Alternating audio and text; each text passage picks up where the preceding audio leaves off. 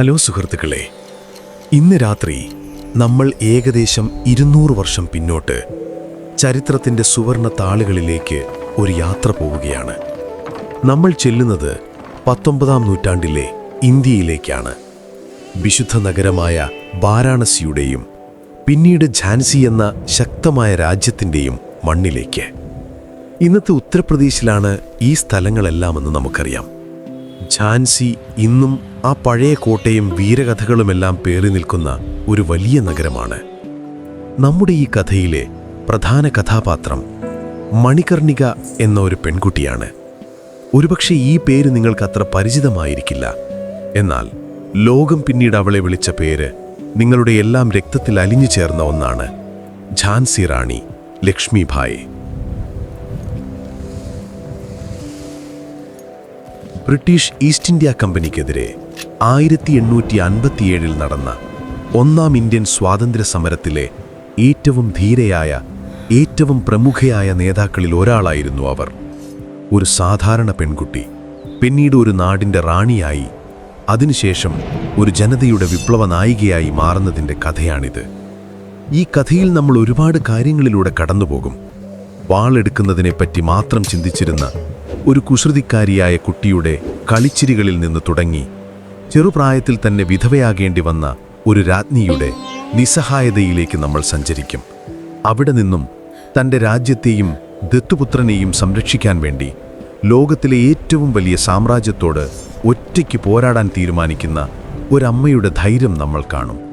കുതിരപ്പുറത്ത് സ്വന്തം കുഞ്ഞിനെയും പുറകിൽ കെട്ടിവെച്ച് ആകാശത്തോളം ഉയരമുള്ള കോട്ടയുടെ മുകളിൽ നിന്ന് താഴേക്ക് ചാടി ഒരു സൈന്യത്തിൻ്റെ കണ്ണ് വെട്ടിച്ച് രക്ഷപ്പെടുന്ന ആ ഒരു രംഗം, അതൊന്ന് മനസ്സിൽ സങ്കല്പിച്ചു നോക്കൂ.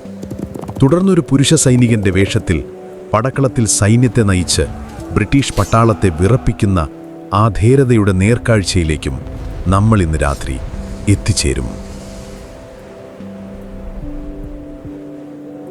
ഒരു മിനിറ്റ് സുഹൃത്തുക്കളെ, കഥ തുടങ്ങുന്നതിന് മുമ്പ് ഒരു കാര്യം. നിങ്ങൾ ഈ രാത്രി യാത്രകൾ ശരിക്കും ആസ്വദിക്കുന്നുണ്ടെങ്കിൽ വീഡിയോ ലൈക്ക് ചെയ്യാനും സ്ലംബർ സാഗ സബ്സ്ക്രൈബ് ചെയ്യാനും മറക്കരുത്. പിന്നെ നിങ്ങൾ എവിടെ നിന്നാണ് ഇത് കേൾക്കുന്നത്, ഇപ്പോൾ അവിടെ എത്ര സമയമായി എന്നതിനെക്കുറിച്ച് ഒരു കമൻ്റ് ഇടുക. കാരണം ആരൊക്കെ എവിടെ നിന്നൊക്കെയാണ് ഈ കഥ കേൾക്കുന്നതെന്ന് എനിക്ക് അറിയാൻ താല്പര്യമുണ്ട്.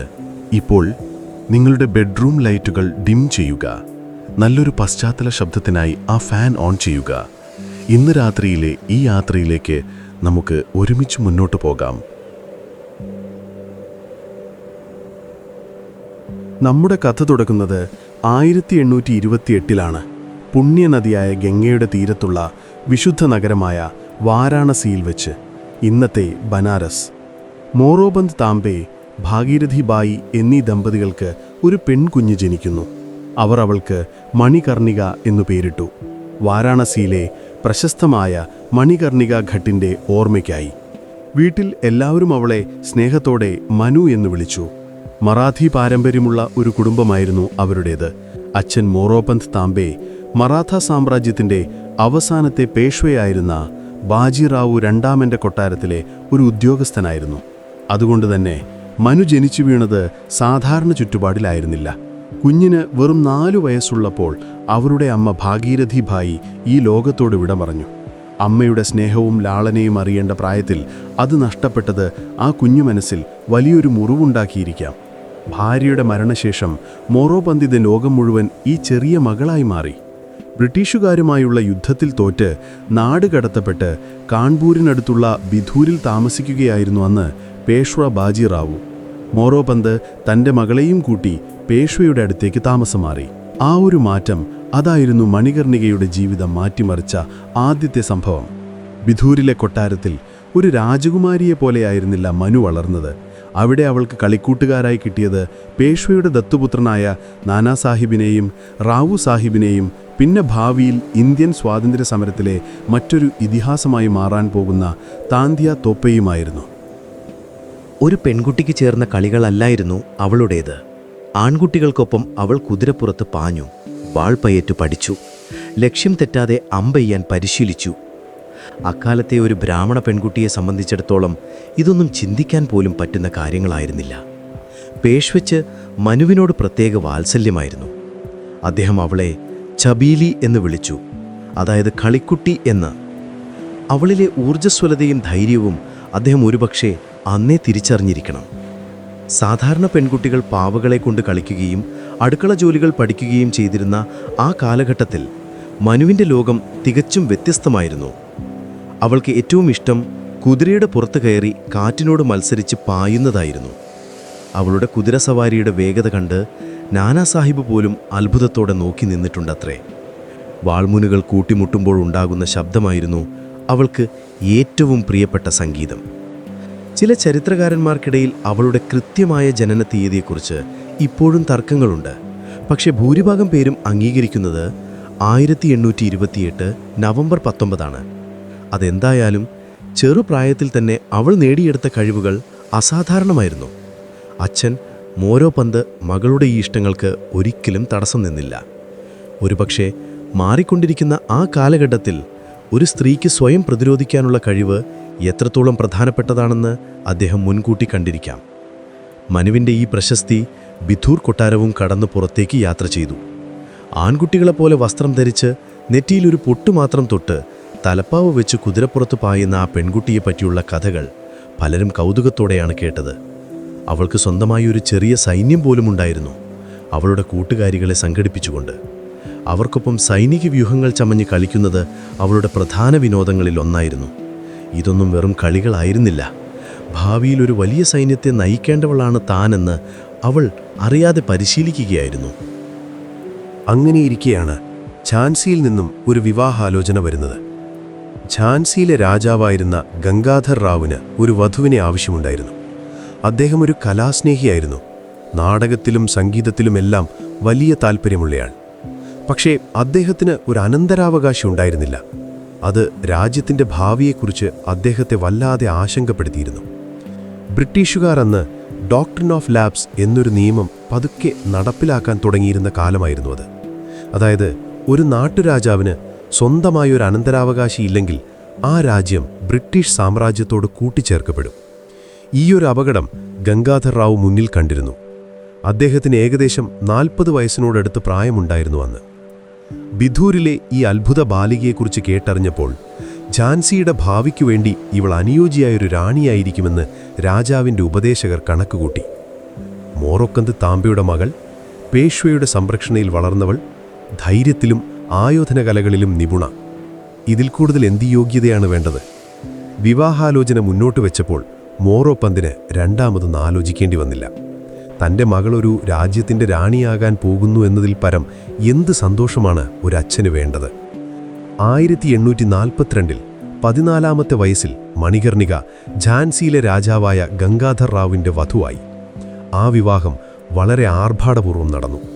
കളിക്കൂട്ടുകാരുമായി വാളും പരിചയം കൊണ്ട് കളിച്ചു നടന്ന മനു പട്ടുസാരിയും സ്വർണ്ണാഭരണങ്ങളും അണിഞ്ഞ് തലകുനിച്ച് വിവാഹമണ്ഡപത്തിലേക്ക് നടന്നു പോകുമ്പോൾ അവളുടെ മനസ്സിൽ എന്തായിരിക്കും?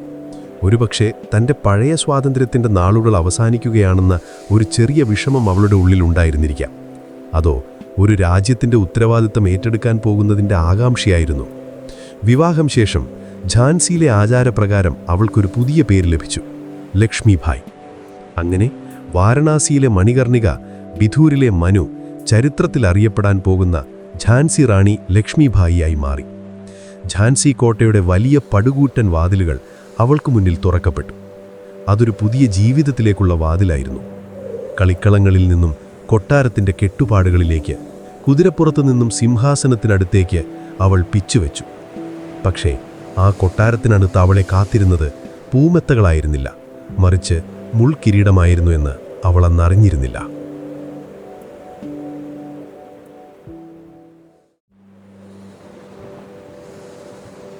ഝാൻസി കോട്ടയുടെ പടുകൂറ്റൻ കവാടം മണികർണികയുടെ അല്ല, ലക്ഷ്മിഭായിയുടെ പിന്നിൽ അടയുമ്പോൾ അതൊരു പുതിയ ലോകത്തേക്കുള്ള പ്രവേശനമായിരുന്നു. ബിഥൂരിലെ തുറസായ മൈതാനങ്ങളിൽ കുതിരയോടിച്ച് കളിച്ച് നടന്ന ആ പെൺകുട്ടിക്ക് ഈ കോട്ടയൊരു സ്വർണ്ണക്കൂടായി തോന്നിയിരിക്കണം. എങ്ങോട്ട് നോക്കിയാലും ഉയരമുള്ള കരിങ്കൽ മതിലുകൾ. കൊട്ടാരത്തിനകത്ത് ഇടനാഴികളിൽ എപ്പോഴും ഒരുതരം ഭയാനകമായ നിശബ്ദത തളം കെട്ടിനിന്നു. ആളുകൾ സംസാരിക്കുന്നത് പോലും ശബ്ദം താഴ്ത്തിയാണ്. ഓരോ കാൽവെപ്പിലും കിലുങ്ങുന്ന അവളുടെ ആഭരണങ്ങളുടെ ശബ്ദം പോലും അവിടെ അരോചകമായി തോന്നി.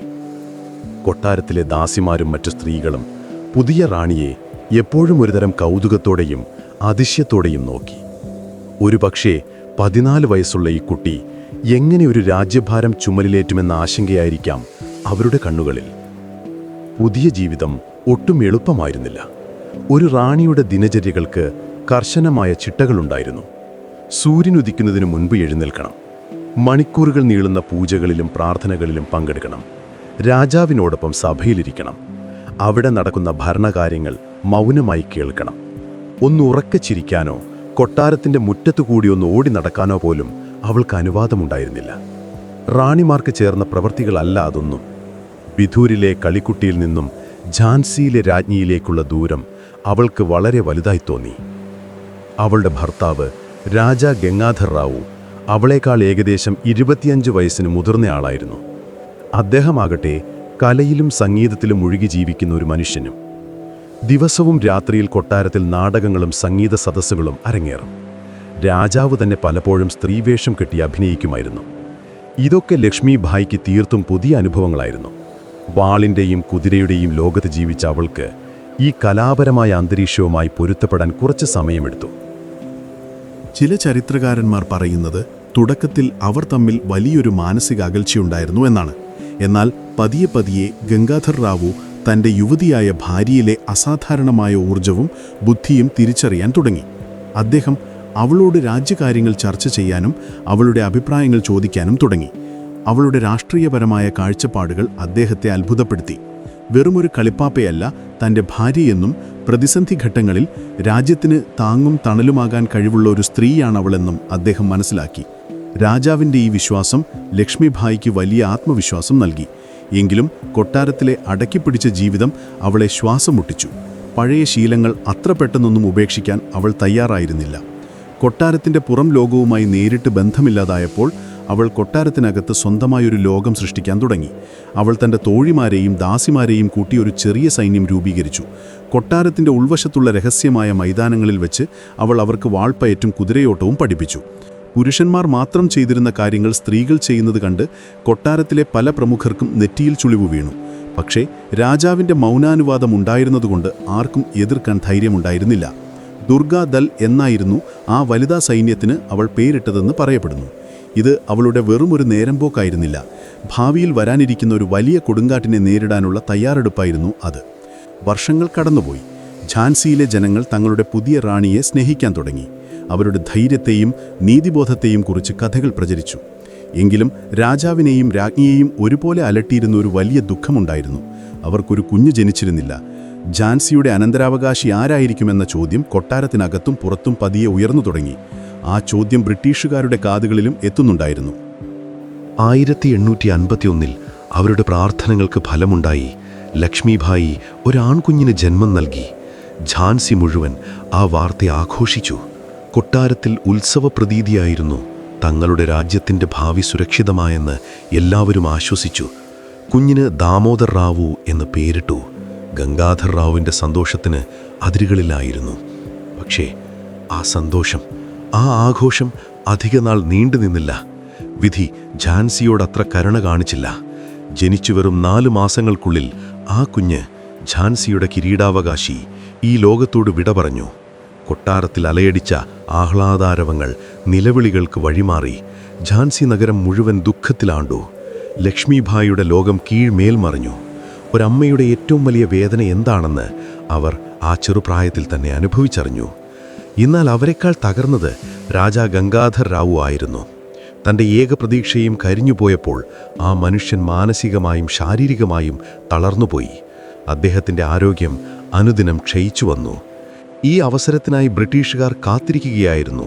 ഝാൻസിയിലെ ഓരോ ചലനവും അവർ സൂക്ഷ്മമായി നിരീക്ഷിക്കുന്നുണ്ടായിരുന്നു. രാജാവിൻ്റെ ആരോഗ്യം മോശമാകുന്നതും രാജ്യത്തിനൊരു അനന്തരാവകാശി ഇല്ലാത്തതും അവർക്ക് ഝാൻസിയെ വിഴുങ്ങാനുള്ള സുവർണ അവസരമായി. ഡോക്ടർ ഓഫ് ലാപ്സ് എന്ന വാൾ ഝാൻസിയുടെ തലയ്ക്ക് മുകളിൽ തൂങ്ങിക്കിടക്കുകയാണെന്ന് രാജാവിനും രാജ്ഞിക്കും നന്നായി അറിയാമായിരുന്നു. തനിക്ക് അധികകാലം ജീവിതമില്ലെന്ന് ഗംഗാധർ റാവു തിരിച്ചറിഞ്ഞു. മരണത്തെ മുഖാമുഖം കാണുമ്പോഴും അദ്ദേഹത്തിൻ്റെ ചിന്ത മുഴുവൻ തൻ്റെ രാജ്യത്തെക്കുറിച്ചായിരുന്നു. ഝാൻസിയെ ബ്രിട്ടീഷുകാർക്ക് വിട്ടുകൊടുക്കാൻ അദ്ദേഹം തയ്യാറായിരുന്നില്ല. അങ്ങനെയാണ് ഒരു ദത്തെടുക്കലിനെക്കുറിച്ച് അദ്ദേഹം ചിന്തിക്കുന്നത്. ഹിന്ദു നിയമപ്രകാരം ഒരു രാജാവിന് അനന്തരാവകാശിയില്ലെങ്കിൽ ഒരു കുട്ടിയെ ദത്തെടുക്കാനും ആ കുട്ടിക്ക് അടുത്ത രാജാവാകാനും അവകാശമുണ്ടായിരുന്നു. ഇത് നൂറ്റാണ്ടുകളായി ഇന്ത്യയിൽ നിലനിന്നിരുന്ന ഒരാചാരമാണ്. തൻ്റെ ബന്ധത്തിലുള്ള ഒരു കുട്ടിയെ ദത്തെടുക്കാൻ അദ്ദേഹം തീരുമാനിച്ചു. വാസുദേവ് നെവാൽക്കർ എന്ന ബന്ധുവിൻ്റെ 5 വയസ്സുകാരനായ മകൻ ആനന്ദ് രോവിനെ അവർ തിരഞ്ഞെടുത്തു. 1853 നവംബർ 20. ആ ദിവസം ഝാൻസിയുടെ ചരിത്രത്തിൽ നിർണായകമായിരുന്നു. മരണക്കിടക്കയിൽ കിടന്നുകൊണ്ട് ഗംഗാധർ റാവു ആ കുട്ടിയെ ഔദ്യോഗികമായി ദത്തെടുത്തു. ആ ചടങ്ങ് നടക്കുമ്പോൾ ബ്രിട്ടീഷ് ഈസ്റ്റ് ഇന്ത്യ കമ്പനിയുടെ രാഷ്ട്രീയ പ്രതിനിധിയായ മേജർ എല്ലിസും മറ്റു ഉദ്യോഗസ്ഥരും അവിടെ സന്നിഹിതരായിരുന്നു. അവരുടെ സാന്നിധ്യത്തിൽ തന്നെയാണ് ചടങ്ങുകൾ നടന്നത്. പിന്നീട് അവർക്കിതിനെ ചോദ്യം ചെയ്യാൻ സാധിക്കരുത് എന്നതായിരുന്നു രാജാവിൻ്റെ ലക്ഷ്യം. ദത്തെടുക്കലിന് ശേഷം ആനന്ദ് റാവു എന്ന പേരുമാറ്റി തങ്ങളുടെ മരിച്ചുപോയ മകൻ്റെ ഓർമ്മയ്ക്കായി ദാമോദർ റാവു എന്ന് പുനർനാമകരണം ചെയ്തു. തൻ്റെ കൺമുന്നിൽ തൻ്റെ പുതിയ മകനെയും ദുഃഖം തളം കെട്ടി നിൽക്കുന്ന മുഖവുമായിരിക്കുന്ന യുവതിയായ ഭാര്യയെയും അദ്ദേഹം നോക്കി. തൻ്റെ കാലശേഷം ഇവരുടെ ഭാവി എന്താകുമെന്നോർത്തപ്പോൾ ആ കണ്ണുകൾ നിറഞ്ഞിരിക്കാം. അവസാനത്തെ കച്ചിത്തുരുമ്പെന്ന നിലയിൽ അദ്ദേഹം ബ്രിട്ടീഷ് ഗവർണർ ജനറലായ ഡെൽഹൌസി പ്രഭുവിന് ഒരു കത്തെഴുതി. ആ കത്തിൽ താൻ ഒരു കുട്ടിയെ ദത്തെടുത്ത വിവരവും തൻ്റെ കാലശേഷം ഝാൻസിയുടെ ഭരണം ദാമോദർ റാവുവിന് പ്രായപൂർത്തിയാകുന്നതുവരെ തൻ്റെ ഭാര്യയായ റാണി ലക്ഷ്മിഭായി നിർവഹിക്കുമെന്നും അതിന് ബ്രിട്ടീഷ് സർക്കാർ അംഗീകാരം നൽകണമെന്നും അദ്ദേഹം അഭ്യർത്ഥിച്ചു. ആ കത്ത് കൽക്കട്ടയിലേക്ക് അയച്ചതിൻ്റെ പിറ്റേന്ന് 1853 നവംബർ 21.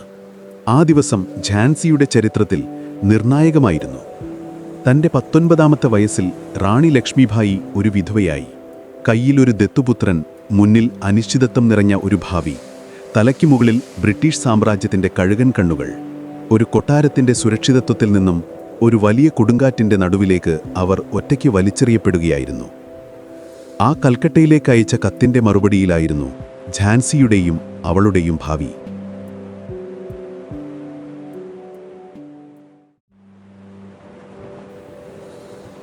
രാജാ ഗംഗാധർ റാവുവിൻ്റെ ചിത എരിഞ്ഞടങ്ങുമ്പോൾ ഝാൻസി കോട്ടയുടെ മുകളിൽ ഉയർന്നു പറന്നിരുന്ന പതാക താഴ്ത്തിക്കിട്ടി. അതോടൊപ്പം ആ രാജ്യത്തിൻ്റെ ആത്മാഭിമാനവും പാതി താഴ്ന്നതുപോലെ തോന്നി. കൊട്ടാരത്തിനകത്ത് മരണവീടിൻ്റെ നിശബ്ദത. എങ്ങും ദുഃഖം ഘനീഭവിച്ചു നിൽക്കുന്നു. വെറും 19 വയസ്സുള്ള റാണി ലക്ഷ്മിഭായ് വർണ്ണവസ്ത്രങ്ങളെല്ലാം ഉപേക്ഷിച്ച് വെളുത്ത സാരിയുടുത്ത് ആഭരണങ്ങളില്ലാതെ ഒരു സാധാരണ വിധവയെപ്പോലെ കൊട്ടാരത്തിൻ്റെ ഒരു മൂലയിൽ ഒതുങ്ങിക്കൂടി. അവരുടെ ചിരി മാഞ്ഞുപോയിരുന്നു. കണ്ണുകളിൽ ഭാവിയെക്കുറിച്ചുള്ള ആശങ്കയും തൻ്റെ നഷ്ടപ്പെട്ട ഭർത്താവിനെയും മകനെയും കുറിച്ചുള്ള ഓർമ്മകളും മാത്രം. രാജാവിൻ്റെ മരണാനന്തര ചടങ്ങുകൾ ഒരു ഭാഗത്ത് നടക്കുമ്പോൾ മന്ത്രിമാരുടെയും ഉദ്യോഗസ്ഥരുടെയും മനസ്സിൽ ഒരേയൊരു ചിന്തയായിരുന്നു: കൽക്കട്ടയിൽ നിന്നും എന്തു മറുപടിയായിരിക്കും വരിക? ദിവസങ്ങൾ ആഴ്ചകളായി, ആഴ്ചകൾ മാസങ്ങളായി. കാത്തിരിപ്പ് തുടർന്നു. ഓരോ തവണ കോട്ടയുടെ പ്രധാന കവാടത്തിൽ ഒരു കുതിരക്കുളമ്പടി ശബ്ദം കേൾക്കുമ്പോഴും എല്ലാവരും ഞെട്ടി ഉണർന്നു. അത് ബ്രിട്ടീഷുകാരുടെ ദൂതനായിരിക്കുമോ? ഓരോ പ്രഭാതത്തിലും റാണി ഉണർന്നിരുന്നത് നല്ല വാർത്ത കേൾക്കുമെന്ന പ്രതീക്ഷയിലായിരുന്നു. ഗംഗാധർ റാവു അവസാനമായി എഴുതിയ ആ കത്തിൽ, ആ അപേക്ഷയിൽ ഝാൻസിയുടെ മുഴുവൻ ഭാവിയുമുണ്ടായിരുന്നു. ദത്തെടുക്കൽ ബ്രിട്ടീഷ് പ്രതിനിധിയുടെ മുന്നിൽ വെച്ചാണ് നടന്നത്. അതുകൊണ്ടുതന്നെ അവർക്കത് നിഷേധിക്കാൻ സാധിക്കില്ലെന്ന് കൊട്ടാരത്തിലെ നിയമജ്ഞർ റാണിയെ ആശ്വസിപ്പിച്ചു. ഹിന്ദു നിയമപ്രകാരം ദത്തെടുക്കാനുള്ള അവകാശം തങ്ങൾക്കുണ്ടെന്നും അവർ വാദിച്ചു. പക്ഷേ റാണിക്കറിയാമായിരുന്നു, ബ്രിട്ടീഷുകാരുടെ നിയമപുസ്തകത്തിൽ നീതി എന്ന വാക്കിന് അവർക്കിഷ്ടമുള്ള അർത്ഥം മാത്രമേ ഉള്ളൂ എന്ന്. അവസാനം ആ ദിവസം വന്നെത്തി. 1854 തുടക്കത്തിൽ ഒരു പ്രഭാതത്തിൽ ബ്രിട്ടീഷ് സൈനികരുടെ അകമ്പടിയോടെ മേജർ എല്ലിസും സംഘവും കോട്ടയിലേക്ക് പ്രവേശിച്ചു. അവരുടെ മുഖത്ത് യാതൊരു ഭാവവ്യത്യാസവും ഉണ്ടായിരുന്നില്ല. വരവിൻ്റെ ഉദ്ദേശം വ്യക്തമായിരുന്നു. റാണിയുടെ സഭയിലേക്ക് അവർ ആനയിക്കപ്പെട്ടു. ഒരു വശത്ത് റാണി ലക്ഷ്മിഭായ്, മറുവശത്ത് ബ്രിട്ടീഷ് സാമ്രാജ്യത്തിൻ്റെ പ്രതിനിധികൾ. സഭയിൽ സൂചി വീണാൽ കേൾക്കാവുന്ന നിശബ്ദത. മേജർ എല്ലിസ് തന്നെ കയ്യിലുണ്ടായിരുന്ന ഒരു ഔദ്യോഗികമായ ഒരു കത്ത് നിവർത്തി. അത് ഗവർണർ ജനറൽ ഡെൽഹൌസി പ്രഭുവിൻ്റെ മറുപടിയായിരുന്നു. ആ കത്തിലെ ഓരോ വാക്കും ഝാൻസിയുടെ നെഞ്ചിൽ തറയ്ക്കുന്ന ആണികളായിരുന്നു. ഡെൽഹൌസി പ്രഭു ഗംഗാധർ റാവുവിൻ്റെ ദത്തെടുക്കലിനെ അംഗീകരിക്കാൻ വിസമ്മതിച്ചിരിക്കുന്നു. ദാമോദർ റാവുവിനെ ഝാൻസിയുടെ സിംഹാസനത്തിൽ യാതൊരു അവകാശവുമില്ലെന്ന് അതിൽ തറപ്പിച്ചു പറഞ്ഞിരുന്നു.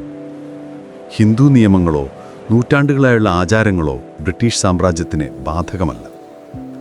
രാജാവിന് സ്വന്തം രക്തത്തിൽ പിറന്ന ഒരു അനന്തരാവകാശി ഇല്ലാത്തതുകൊണ്ട് ഡോക്ട്രിൻ ഓഫ് ലാപ്സ് എന്ന നിയമപ്രകാരം ഝാൻസി എന്ന രാജ്യം ഇനി മുതൽ ബ്രിട്ടീഷ് ഇന്ത്യയുടെ ഭാഗമായിരിക്കും. ആ വാർത്ത ഒരിടുത്തീയ പോലെയാണ് റാണി ലക്ഷ്മിഭായിയുടെ ശിരസിൽ പതിച്ചത്. അവരൊരു നിമിഷം സ്തബ്ധയായി ഇരുന്നുപോയി. തൻ്റെ ചെവികളെ വിശ്വസിക്കാൻ അവർക്കായില്ല. കാലിനടിയിലെ മണ്ണ് ഒലിച്ചു പോകുന്നത് പോലെ അവർക്ക് തോന്നി. ബ്രിട്ടീഷുകാർ അവിടം കൊണ്ട് നിർത്തിയില്ല. റാണിയെ കൊട്ടാരത്തിൽ നിന്നും പുറത്താക്കാനും അവർക്ക് ജീവിക്കാൻ വേണ്ടി മാസം 5000 രൂപ, അതായത് വർഷത്തിൽ 60,000 രൂപ പെൻഷൻ നൽകാനും തീരുമാനിച്ചതായി അവർ അറിയിച്ചു. ഇത് ഔദാര്യമല്ല, അവകാശമാണെന്ന മട്ടിലായിരുന്നു സംസാരം. മാത്രമല്ല, പരേതനായ രാജാവ് ഗംഗാധർ റാവുവിനുണ്ടായിരുന്ന കടങ്ങൾ ഈ പെൻഷൻ തുകയിൽ നിന്നും റാണി തന്നെ വീട്ടണമെന്നും അവർ ഉത്തരവിട്ടു. ഝാൻസിയുടെ ഖജനാവിലുള്ള പണവും അമൂല്യമായ രത്നങ്ങളും ആഭരണങ്ങളുമെല്ലാം ഇനി ബ്രിട്ടീഷ് സർക്കാരിൻ്റെ സ്വത്തായിരിക്കും. ഒരൊറ്റ നിമിഷം കൊണ്ട് ഒരു രാജ്യത്തിൻ്റെ മഹാറാണി ബ്രിട്ടീഷുകാരുടെ പെൻഷൻ വാങ്ങുന്ന ഒരു സാധാരണക്കാരിയായി മാറിയിരിക്കുന്നു. സിംഹാസനം എന്നേക്കുമായി ശൂന്യമായിരിക്കുന്നു. സഭയിലുണ്ടായിരുന്ന മന്ത്രിമാരും ഉദ്യോഗസ്ഥരും ഞെട്ടിത്തെറിച്ചുപോയി. പലരുടെയും കണ്ണുകളിൽ നിന്നും പൊന്നിച്ച പറന്നു.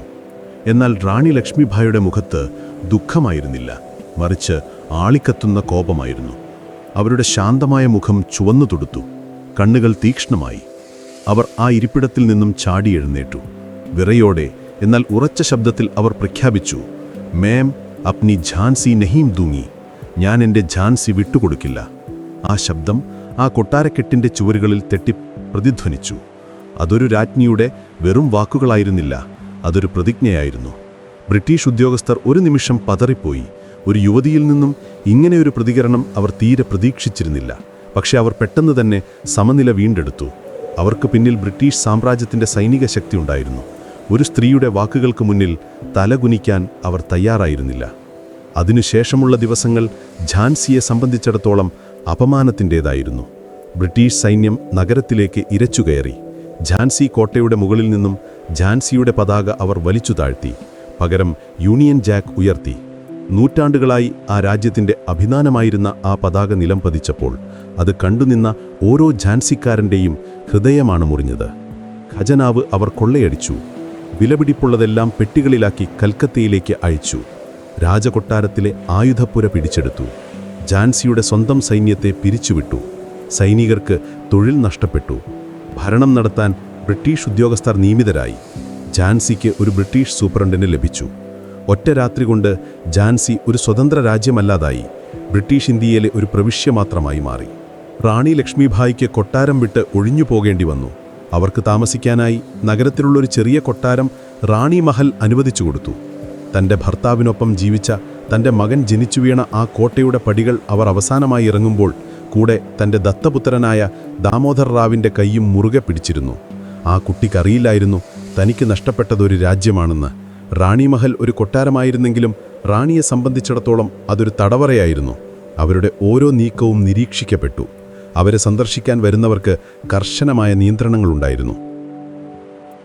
പക്ഷേ ഈ അപമാനവും ഒറ്റപ്പെടലും റാണിയെ തളർത്തിയില്ല, മറിച്ച് കൂടുതൽ ശക്തയാക്കുകയാണ് ചെയ്തത്. അവർ തൻ്റെ ദുഃഖം ഉള്ളിലൊതുക്കി.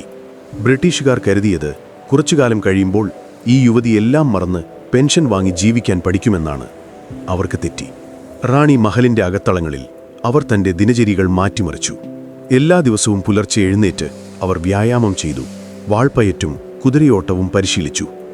തൻ്റെ മകനായ ദാമോദർ റാവുവിനെ അവർ ഒരു രാജകുമാരനായി തന്നെ വളർത്തി. അവനെ ആയോധനകലകൾ പഠിപ്പിച്ചു. രാജ്യഭരണത്തിൻ്റെ ബാലപാഠങ്ങൾ പറഞ്ഞുകൊടുത്തു. എന്തു വില കൊടുത്തും അവൻ അവകാശപ്പെട്ട സിംഹാസനം അവന് തിരികെ നേടിക്കൊടുക്കുമെന്ന് അവർ മനസ്സിൽ ഉറപ്പിച്ചു. തൽക്കാലം ബ്രിട്ടീഷുകാരോട് നേരിട്ട് യുദ്ധം ചെയ്യുന്നത് ആത്മഹത്യപരമാണെന്ന് റാണിക്കറിയാമായിരുന്നു. അതുകൊണ്ടവർ നിയമത്തിൻ്റെ വഴി തിരഞ്ഞെടുത്തു. അക്കാലത്ത് ഇന്ത്യയിൽ ജീവിച്ചിരുന്ന ഒരു പ്രമുഖ ബ്രിട്ടീഷ് അഭിഭാഷകനായിരുന്നു ജോൺ ലാങ്. റാണി അദ്ദേഹത്തെ സമീപിച്ചു. ഝാൻസിയുടെ കേസ് ലണ്ടനിലുള്ള ഈസ്റ്റ് ഇന്ത്യ കമ്പനിയുടെ ഡയറക്ടർ ബോർഡിന് മുന്നിൽ വാദിക്കാൻ അവർ അദ്ദേഹത്തോട് ആവശ്യപ്പെട്ടു. അതിനായി തൻ്റെ കയ്യിലുണ്ടായിരുന്ന വിലപിടിപ്പുള്ള ആഭരണങ്ങൾ വിറ്റ് 1,00,000 രൂപയോളം അവർ ചെലവഴിച്ചു. ജോൺ ലാങ് ലണ്ടനിലേക്ക് പോയി ഝാൻസിക്ക് വേണ്ടി ശക്തമായി വാദിച്ചു. പക്ഷേ ഫലമുണ്ടായില്ല. ഡൽഹൌസിയുടെ തീരുമാനം അന്തിമമാണെന്നും അതിൽ മാറ്റമൊന്നും വരുത്താൻ സാധിക്കില്ലെന്നും ലണ്ടനിൽ നിന്നും മറുപടി വന്നു. നിയമത്തിൻ്റെ അവസാനത്തെ വാതിലും അവർക്ക് മുന്നിൽ കൊട്ടിയടയ്ക്കപ്പെട്ടു. ഇനി ഒരേ ഒരു വഴി മാത്രമേ മുന്നിലുള്ളൂ എന്ന് റാണി ലക്ഷ്മിഭായ് തിരിച്ചറിഞ്ഞു. സമാധാനത്തിൻ്റെ വഴിയല്ല, പോരാട്ടത്തിൻ്റെ വഴി. ആയുധമെടുത്ത് പോരാടി ഒന്നുകിൽ വിജയം നേടുക, അല്ലെങ്കിൽ വീരമൃത്യു വരിക്കുക. ആ നിമിഷം മുതൽ വിധവയായ നിസ്സഹായിയായ ആ രാജ്ഞി മരിച്ചു. പകരം ഉള്ളിൽ പ്രതികാരത്തിൻ്റെ അഗ്നിയെരിയുന്ന അവസരത്തിനായി കാത്തിരിക്കുന്ന ഒരു വിപ്ലവകാരി ജനിക്കുകയായിരുന്നു. ഇന്ത്യയുടെ പല ഭാഗങ്ങളിലും അപ്പോൾ ബ്രിട്ടീഷുകാർക്കെതിരെയുള്ള അമർഷം പുകഞ്ഞുകൊണ്ടിരിക്കുകയായിരുന്നു. ആ പുക ഒരു വലിയ തീയായി ആളിക്കത്താൻ അധികകാലം വേണ്ടിവരില്ലെന്ന് റാണി ലക്ഷ്മിഭായിയുടെ മനസ്സു മന്ത്രിച്ചു. ആ തീപ്പൊരി ഝാൻസിയിലെത്തുന്നതും കാത്ത് അവർ റാണി മഹലിന്റെ ഏകാന്തതയിൽ തയ്യാറെടുപ്പുകൾ തുടങ്ങി.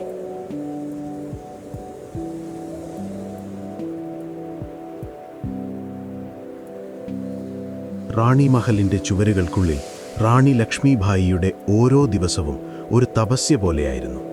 പുറത്ത് ഝാൻസി നഗരം ഒരു പുതിയ യജമാനന്റെ കീഴിൽ അമർന്നു കഴിഞ്ഞിരുന്നു.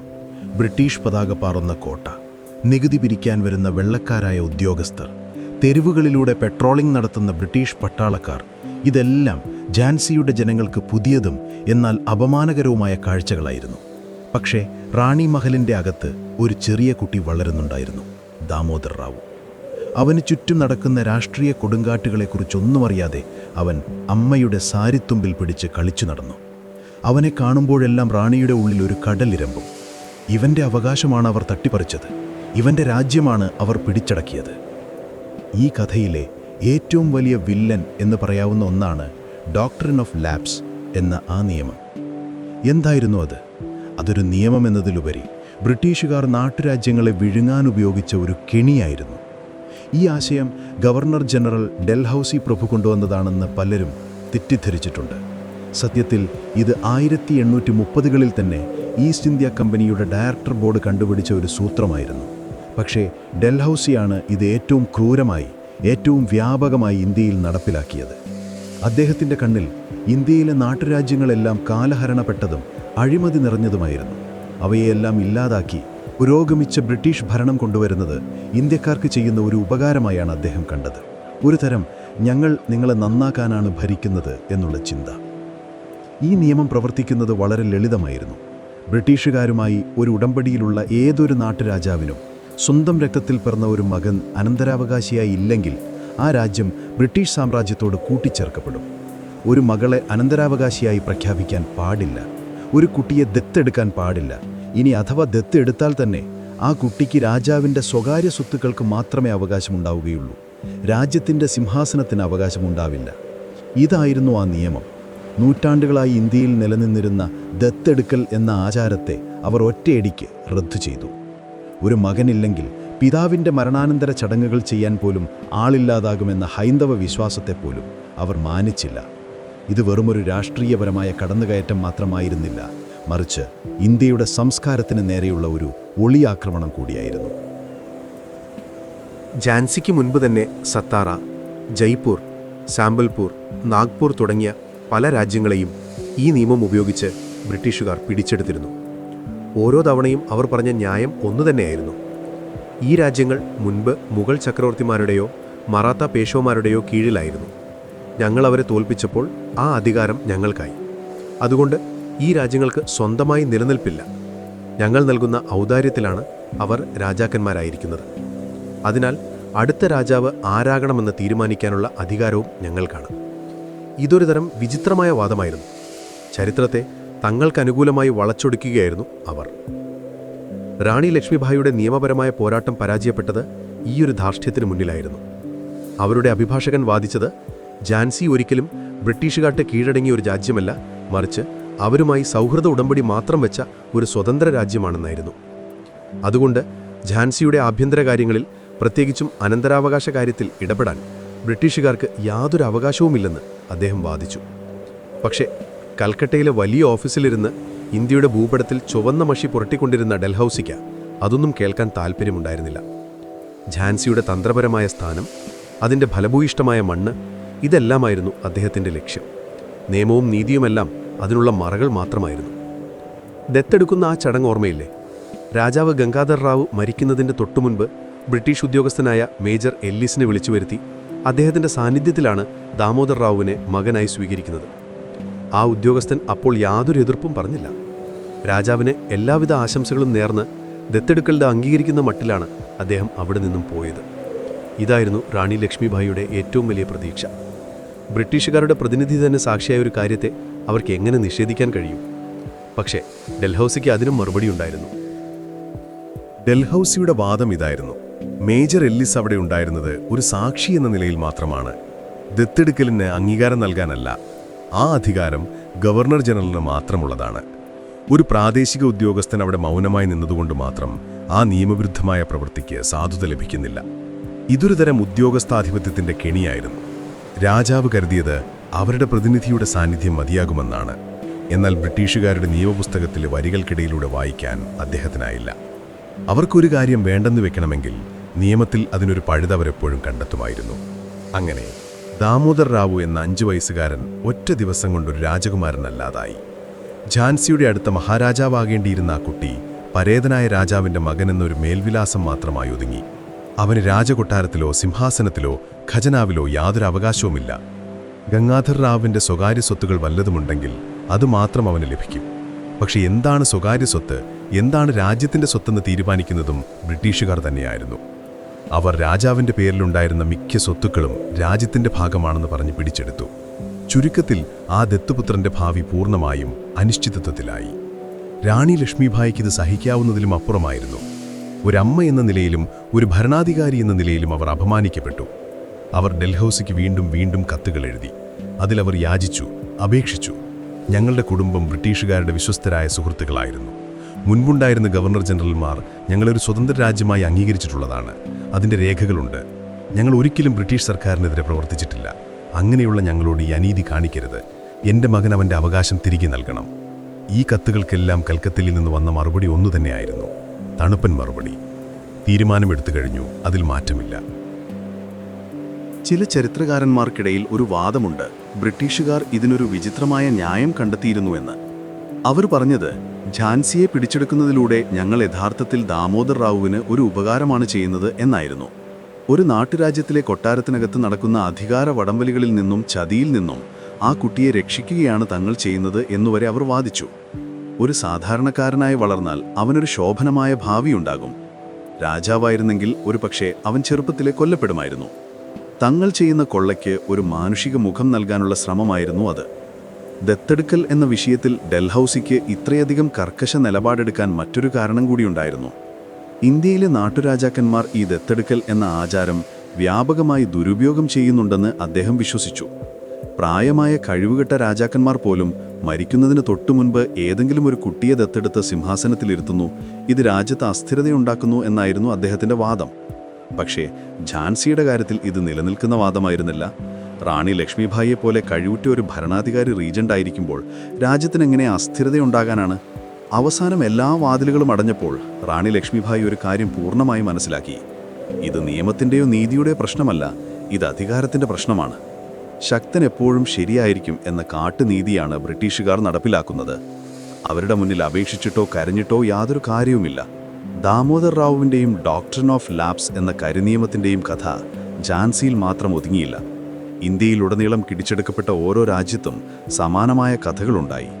ഈ അനീതിയുടെ കഥകൾ കാട്ടുതീ പോലെ ഇന്ത്യയിലുടനീളം പടർന്നു. സാധാരണ ജനങ്ങളുടെയും ജോലി നഷ്ടപ്പെട്ട സൈനികരുടെയും അധികാരം നഷ്ടപ്പെട്ട രാജകുടുംബങ്ങളുടെയും മനസ്സിൽ ബ്രിട്ടീഷുകാർക്കെതിരെയുള്ള വെറുപ്പ് അനുദിനം വർദ്ധിച്ചു വന്നു. ആ വെറുപ്പിൻ്റെ അഗ്നി ഒരു വലിയ പൊട്ടിത്തെറിക്കു വേണ്ടിയുള്ള ഇന്ധനം നിറയ്ക്കുകയായിരുന്നു.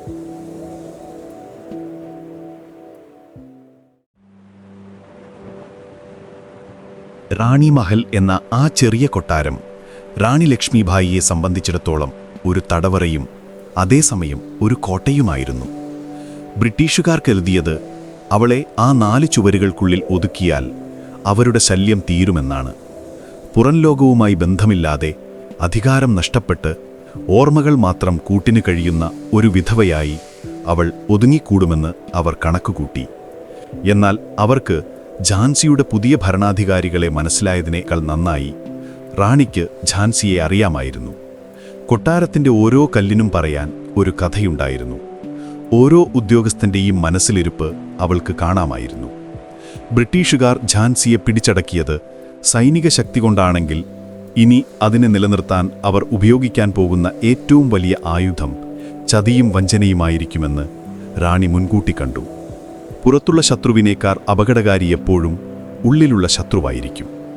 ഝാൻസിയുടെ ആകാശത്ത് കാർമേഘങ്ങൾ ഉരുണ്ടുകൂടാൻ തുടങ്ങിയത് ബ്രിട്ടീഷുകാർ കോട്ട പിടിച്ചടക്കിയപ്പോൾ മാത്രമല്ല, ഝാൻസിക്കാർക്കിടയിൽ തന്നെ ഭിന്നതയുടെ വിത്തുകൾ മുളപൊട്ടിയപ്പോൾ കൂടിയാണ്. എല്ലാവരും റാണി ലക്ഷ്മിഭായിയുടെ വിശ്വസ്തരായിരുന്നില്ല. അധികാരം നഷ്ടപ്പെട്ട ഒരു രാജ്ഞിയുടെ കൂടെ നിൽക്കുന്നതിനേക്കാൾ ഉദിച്ചുയരുന്ന പുതിയ ശക്തിയായ ബ്രിട്ടീഷുകാരുടെ കൂടെ നിൽക്കുന്നതാണ് ബുദ്ധിയെന്ന് ചിന്തിക്കുന്നവർ ഝാൻസിയിലുമുണ്ടായിരുന്നു. അവർ അവസരത്തിനായി കാത്തിരിക്കുകയായിരുന്നു. ഈ കൂട്ടത്തിൽ പ്രധാനിയായിരുന്നു സദാശിവ് റാവു എന്നയാൾ. അയാൾ ഗംഗാധർ റാവുവിൻ്റെ ഒരു അകന്ന ബന്ധുവായിരുന്നു. ഝാൻസിയുടെ സിംഹാസനത്തിൽ അയാൾക്ക് പണ്ടേ ഒരു കണ്ണുണ്ടായിരുന്നു. ഗംഗാധർ റാവുവിന് മക്കളില്ലാതിരുന്നപ്പോൾ അടുത്ത രാജാവ് താനാകുമെന്ന് അയാൾ സ്വപ്നം കണ്ടിരുന്നു. എന്നാൽ ദാമോദർ റാവുവിനെ ദത്തെടുത്തതോടെ അയാളുടെ സ്വപ്നങ്ങളെല്ലാം തകർന്നു. റാണി ലക്ഷ്മിഭായിയെ അയാൾ അംഗീകരിച്ചിരുന്നില്ല. ഒരു സ്ത്രീ, അതും പുറത്തുനിന്നും വന്ന ഒരു മറാത്തി പെൺകുട്ടി, ഝാൻസി ഭരിക്കുന്നത് അയാൾക്ക് സഹിക്കാവുന്നതിലും അപ്പുറമായിരുന്നു. ബ്രിട്ടീഷുകാർ ഝാൻസി പിടിച്ചടക്കിയപ്പോൾ അയാൾ രഹസ്യമായി സന്തോഷിച്ചു. റാണിയെ പുറത്താക്കിയാൽ ഒരുപക്ഷെ ബ്രിട്ടീഷുകാർ തന്നെ ഝാൻസിയുടെ ഭരണാധികാരിയായി നിയമിക്കുമെന്ന് അയാൾ വ്യാമോഹിച്ചു. സദാശിവറാവു ഒറ്റയ്ക്കായിരുന്നില്ല. അയാളെപ്പോലെ ചിന്തിക്കുന്ന ചില പ്രഭുക്കന്മാരും മുൻപുണ്ടായിരുന്ന കൊട്ടാരം ഉദ്യോഗസ്ഥരും അയാളുടെ കൂടെ കൂടി. അവർ ബ്രിട്ടീഷ് ഉദ്യോഗസ്ഥരുമായി രഹസ്യമായി കൂടിക്കാഴ്ചകൾ നടത്താൻ തുടങ്ങി. റാണി മഹലിൽ നടക്കുന്ന ഓരോ ചെറിയ കാര്യങ്ങളും അവർ ബ്രിട്ടീഷുകാർക്ക് ചോർത്തിക്കൊടുത്തു. റാണി ആരെയാണ് കാണുന്നത്, അവരെന്താണ് സംസാരിക്കുന്നത്, അവരുടെ അടുത്ത നീക്കം എന്തായിരിക്കും, ഇങ്ങനെയുള്ള വിവരങ്ങൾ വിലപ്പെട്ടതായിരുന്നു. ചിലപ്പോൾ കിംവദന്തികളുടെ രൂപത്തിലായിരുന്നു ഈ ചാരപ്രവൃത്തി. റാണി രഹസ്യമായി സൈന്യത്തെ സംഘടിപ്പിക്കുന്നുണ്ട്, അവർ ബ്രിട്ടീഷുകാർക്കെതിരെ ഒരു ഗൂഢാലോചന നടത്തുന്നുണ്ട് എന്നൊക്കെയുള്ള നുണക്കഥകൾ അവർ നഗരത്തിൽ പ്രചരിപ്പിച്ചു. ബ്രിട്ടീഷുകാർക്ക് റാണിക്കെതിരെ നടപടിയെടുക്കാനൊരു കാരണം നൽകുകയായിരുന്നു അവരുടെ ലക്ഷ്യം. ചാരപ്രവൃത്തിയുടെ ഏറ്റവും സൂക്ഷ്മമായ രൂപം ഇതായിരുന്നു. റാണി മഹലിലെ ചില ദാസിമാരെയും പരിചാരകരെയും പണം കൊടുത്ത് വശത്താക്കി. റാണിയോട് ഏറ്റവും അടുത്തു നിൽക്കുന്നവരിൽ നിന്ന് പോലും വിവരങ്ങൾ ചോരാൻ തുടങ്ങി. ഇന്ന് കഴിച്ച ഭക്ഷണത്തെക്കുറിച്ചുള്ള വിവരങ്ങൾ മുതൽ രാത്രിയിൽ ഉറക്കത്തിൽ അവർ പിറുപിറുത്ത കാര്യങ്ങൾ വരെ ബ്രിട്ടീഷ് ഓഫീസറുടെ മേശപ്പുറത്തെത്തി. ഇതൊരു തരം മാനസികമായ യുദ്ധമായിരുന്നു. തനിക്ക് ചുറ്റുമുള്ള ആരെയും വിശ്വസിക്കാൻ പറ്റാത്ത ഒരവസ്ഥയിലേക്ക് റാണിയെ തള്ളിവിടുക, അവരെ ഒറ്റപ്പെടുത്തുക. റാണിക്ക് ഈ അപകടം പതിയെ മണത്തു തുടങ്ങിയിരുന്നു. തൻ്റെ കൂടെ നിന്ന് ചിരിക്കുന്ന പലരുടെയും കണ്ണുകളിൽ താൻ കണ്ടത് വിധേയത്വമായിരുന്നില്ല, മറിച്ച് ചതിയുടെ തിളക്കമായിരുന്നു. ഓരോ വാക്കും അളന്നുമുറിച്ച് സംസാരിക്കാൻ അവർ പഠിച്ചു. തൻ്റെ യഥാർത്ഥ വികാരങ്ങൾ മുഖത്ത് പ്രകടിപ്പിക്കാതിരിക്കാൻ അവർ ശീലിച്ചു. എന്നാൽ റാണി ലക്ഷ്മിഭായിയെ അത്ര എളുപ്പത്തിൽ തോൽപ്പിക്കാൻ കഴിയുമായിരുന്നില്ല. ചതിയുടെ ഈ കളിയിൽ അവർ കരുക്കൽ നീക്കാൻ തുടങ്ങി. അവർ തൻ്റെ വിശ്വസ്തരുടെ ഒരു ചെറിയ വലയം സൃഷ്ടിച്ചു. ഗംഗാധർ റാവുവിൻ്റെ കാലം മുതലേ കൊട്ടാരത്തിൽ സേവനമനുഷ്ഠിക്കുന്ന ഝാൻസിയോട് മാത്രം കൂറുള്ള ചില പഴയ സൈനിക മേധാവികളും മന്ത്രിമാരും അതിലുണ്ടായിരുന്നു. ഗുലാം ഗൗസ് ഖാനെ പോലുള്ളവർ അതിൽ പ്രധാനികളായിരുന്നു. തൻ്റെ പഴയ കളിക്കൂട്ടുകാരികളെ ഉൾപ്പെടുത്തി സ്ഥാപിച്ച ദുർഗാദൾ എന്ന വനിതാ സംഘം അവരുടെ കണ്ണും കാതുമായി പ്രവർത്തിച്ചു. കൊട്ടാരത്തിനകത്തു നടക്കുന്ന ഓരോ സംഭാഷണവും ഓരോ അടക്കം പറച്ചിലും റാണിയുടെ ചെവിയിലെത്തി. ആരാണ് ഒറ്റുകാരൻ, ആരാണ് വിശ്വസ്തൻ എന്ന് പതിയെ പതിയെ അവർക്ക് വ്യക്തമായി തുടങ്ങി. ഒരിക്കൽ റാണിയെ ബ്രിട്ടീഷ് ഓഫീസർ വിളിപ്പിച്ചു. റാണി മഹലിൽ രഹസ്യമായ ആയുധങ്ങൾ സംഭരിക്കുന്നുണ്ടെന്ന വിവരം ലഭിച്ചിട്ടുണ്ടെന്നും അവിടെ പരിശോധന നടത്തണമെന്നും അയാൾ ആവശ്യപ്പെട്ടു. സദാശിവ് റാവുവിൻ്റെ ആളുകൾ കൊടുത്ത വിവരമായിരുന്നു അത്. റാണി ഒട്ടും പതറിയില്ല. അവർ ശാന്തമായി ചിരിച്ചുകൊണ്ട് പറഞ്ഞു, തീർച്ചയായും നിങ്ങൾക്ക് എപ്പോൾ വേണമെങ്കിലും വന്ന് പരിശോധിക്കാം. പക്ഷെ ഒന്നുണ്ട്, നിങ്ങൾ അവിടെ ഒന്നും കണ്ടെത്തിയില്ലെങ്കിൽ എനിക്കെതിരെ വ്യാജമായ ആരോപണമുന്നയിച്ചതിന് നിങ്ങളുടെ മേലുദ്യോഗസ്ഥർക്ക് ഞാൻ പരാതി നൽകും. ആ ആത്മവിശ്വാസത്തിനു മുന്നിൽ ബ്രിട്ടീഷ് ഓഫീസർ ഒന്ന് പതറി. അയാൾ പരിശോധനയുടെ കാര്യം പിന്നെ മിണ്ടിയില്ല. കാരണം അങ്ങനെ ഒരു സംഭവം അവിടെ ഇല്ലായിരുന്നു. തനിക്ക് ലഭിച്ച വിവരം തെറ്റാണെന്ന് അയാൾക്ക് മനസ്സിലായി. ഇത് ഒറ്റുകാർക്ക് കിട്ടിയ ആദ്യത്തെ തിരിച്ചടിയായിരുന്നു. ചില ചരിത്രകാരന്മാർക്കിടയിൽ ഒരു സംശയമുണ്ട്. റാണി മനഃപൂർവ്വം ചില ചാരന്മാരെ തിരിച്ചറിഞ്ഞിട്ടും അവർക്കെതിരെ നടപടിയെടുത്തില്ല എന്ന്. പകരം അവരിലൂടെ ബ്രിട്ടീഷുകാർക്ക് തെറ്റായ വിവരങ്ങൾ നൽകി അവരെ ആശയക്കുഴപ്പത്തിലാക്കുകയായിരുന്നു റാണിയുടെ ലക്ഷ്യം. ഉദാഹരണത്തിന്, താൻ വടക്കോട്ടൊരു യാത്ര പ്ലാൻ ചെയ്യുന്നു എന്ന് ഈ ചാരന്മാരെ വിശ്വസിപ്പിക്കും. അവർ അത് ബ്രിട്ടീഷുകാരെ അറിയിക്കും. അവർ അവരെ ശ്രദ്ധ കേന്ദ്രീകരിക്കുമ്പോൾ റാണി തന്റെ യഥാർത്ഥ ലക്ഷ്യങ്ങൾ തെക്ക് ഭാഗത്ത് നിറവേറ്റും. ഇതൊരു അതിബുദ്ധിപരമായ നീക്കമായിരുന്നു. ശത്രുവിന്റെ ആയുധം കൊണ്ടുതന്നെ ശത്രുവിനെ നേരിടുക. സദാശിവറാവുവിന് കാര്യങ്ങൾ കൈവിട്ടു പോകുകയാണെന്ന് തോന്നി തുടങ്ങി. റാണിയെ ചാരപ്രവൃത്തിയിലൂടെ കൊടുക്കാൻ സാധിക്കുന്നില്ല. ബ്രിട്ടീഷുകാരാണെങ്കിൽ തനിക്ക് വിവരങ്ങൾ നൽകുന്നതിനുള്ള ഒരു പ്രതിഫലമെന്നതിലുപരി ഝാൻസിയുടെ ഭരണം തന്നെ ഏൽപ്പിക്കാനുള്ള യാതൊരു ലക്ഷണവും കാണിക്കുന്നുമില്ല. ബ്രിട്ടീഷുകാർക്ക് അയാൾ വെറുമൊരു ഉപകരണം മാത്രമായിരുന്നു, ഉപയോഗം കഴിഞ്ഞാൽ വലിച്ചെറിയുന്ന ഒന്ന്. ഈ തിരിച്ചറിവിൽ അയാൾ കൂടുതൽ അക്ഷമനായി. അയാൾ പരസ്യമായി റാണിക്കെതിരെ സംസാരിക്കാൻ തുടങ്ങി. റാണിയുടെ ഭരണം ഝാൻസിയെ നശിപ്പിക്കുമെന്നും ബ്രിട്ടീഷുകാരുമായി സഹകരിച്ചു പോകുന്നതാണ് നല്ലതെന്നും അയാൾ പ്രസംഗിച്ചു നടന്നു. ഝാൻസിക്കാർക്കിടയിൽ ഒരു വിഭാഗീയതയുണ്ടാക്കാനായിരുന്നു അയാളുടെ ശ്രമം. പക്ഷേ ഝാൻസിയിലെ സാധാരണ ജനങ്ങൾക്ക് തങ്ങളുടെ റാണിയെ വിശ്വാസമായിരുന്നു. ബ്രിട്ടീഷുകാർ വന്നതിനു ശേഷം തങ്ങളുടെ ജീവിതം കൂടുതൽ ദുരിതപൂർണമായെന്ന് അവർക്കറിയാമായിരുന്നു. അതുകൊണ്ട് സദാശിവറാവുവിൻ്റെ വാക്കുകൾക്ക് അവർ വലിയ വില കൽപ്പിച്ചില്ല. പലരും അയാളെ ഒരു രാജ്യദ്രോഹിയായി തന്നെയാണ് കണ്ടത്. കൊട്ടാരത്തിനകത്തെ ഈ കൊടുങ്കാറ്റ് റാണിയെ ഒരുപാട് കാര്യങ്ങൾ പഠിപ്പിച്ചു. ആരെ വിശ്വസിക്കണം, ആരെ അകറ്റി നിർത്തണം, എങ്ങനെയാണ് ഒരു പ്രതിസന്ധിയെ നയതന്ത്രത്തിലൂടെ നേരിടേണ്ടത് എന്നെല്ലാം അവർ പഠിച്ചു. ഇത് ഭാവിയിൽ വരാനിരിക്കുന്ന വലിയ യുദ്ധത്തിനുള്ള ഒരു പരിശീലനം കൂടിയായിരുന്നു. അങ്ങനെ ഝാൻസിക്കുള്ളിലെ ചതിയുടെയും മുറ്റിക്കൊടുക്കലിൻ്റെയും ആ നാടകങ്ങൾ അരങ്ങേറുമ്പോൾ ദൂരെ വടക്കേ ഇന്ത്യയുടെ മറ്റൊരു കോണിൽ ഒരു വലിയ അഗ്നിപർവ്വതം പൊട്ടിത്തെറിക്കാൻ തയ്യാറെടുക്കുകയായിരുന്നു. ബ്രിട്ടീഷ് സൈന്യത്തിലെ ഇന്ത്യൻ ശിപായിമാരുടെ മനസ്സിൽ അസംതൃപ്തിയുടെ ലാവ തിളച്ചുമറിയുന്നുണ്ടായിരുന്നു. പശുവിൻ്റെയും പന്നിയുടെയും കൊഴുപ്പ് പുരട്ടിയ പുതിയ തിരകളെക്കുറിച്ചുള്ള വാർത്തകൾ കാട്ടുതീ പോലെ പടർന്നു. ഝാൻസിക്കുള്ളിലെ ചെറിയ കൊടുങ്കാറ്റിൽ ശ്രദ്ധിച്ചിരുന്ന റാണി ലക്ഷ്മിഭായി അറിഞ്ഞിരുന്നില്ല ഇന്ത്യയെ മുഴുവൻ വിഴുങ്ങാൻ പോകുന്ന ഒരു മഹാപ്രളയമാണ് വരാൻ പോകുന്നതെന്ന്. ആ പ്രളയം ഝാൻസിയുടെ പടിവാതിൽക്കലെത്തുമ്പോൾ ഈ കൊട്ടാരത്തിലെ ഒറ്റുകാർ ആരുടെ പക്ഷം ചേരുമെന്നത് നിർണായകമായിരുന്നു.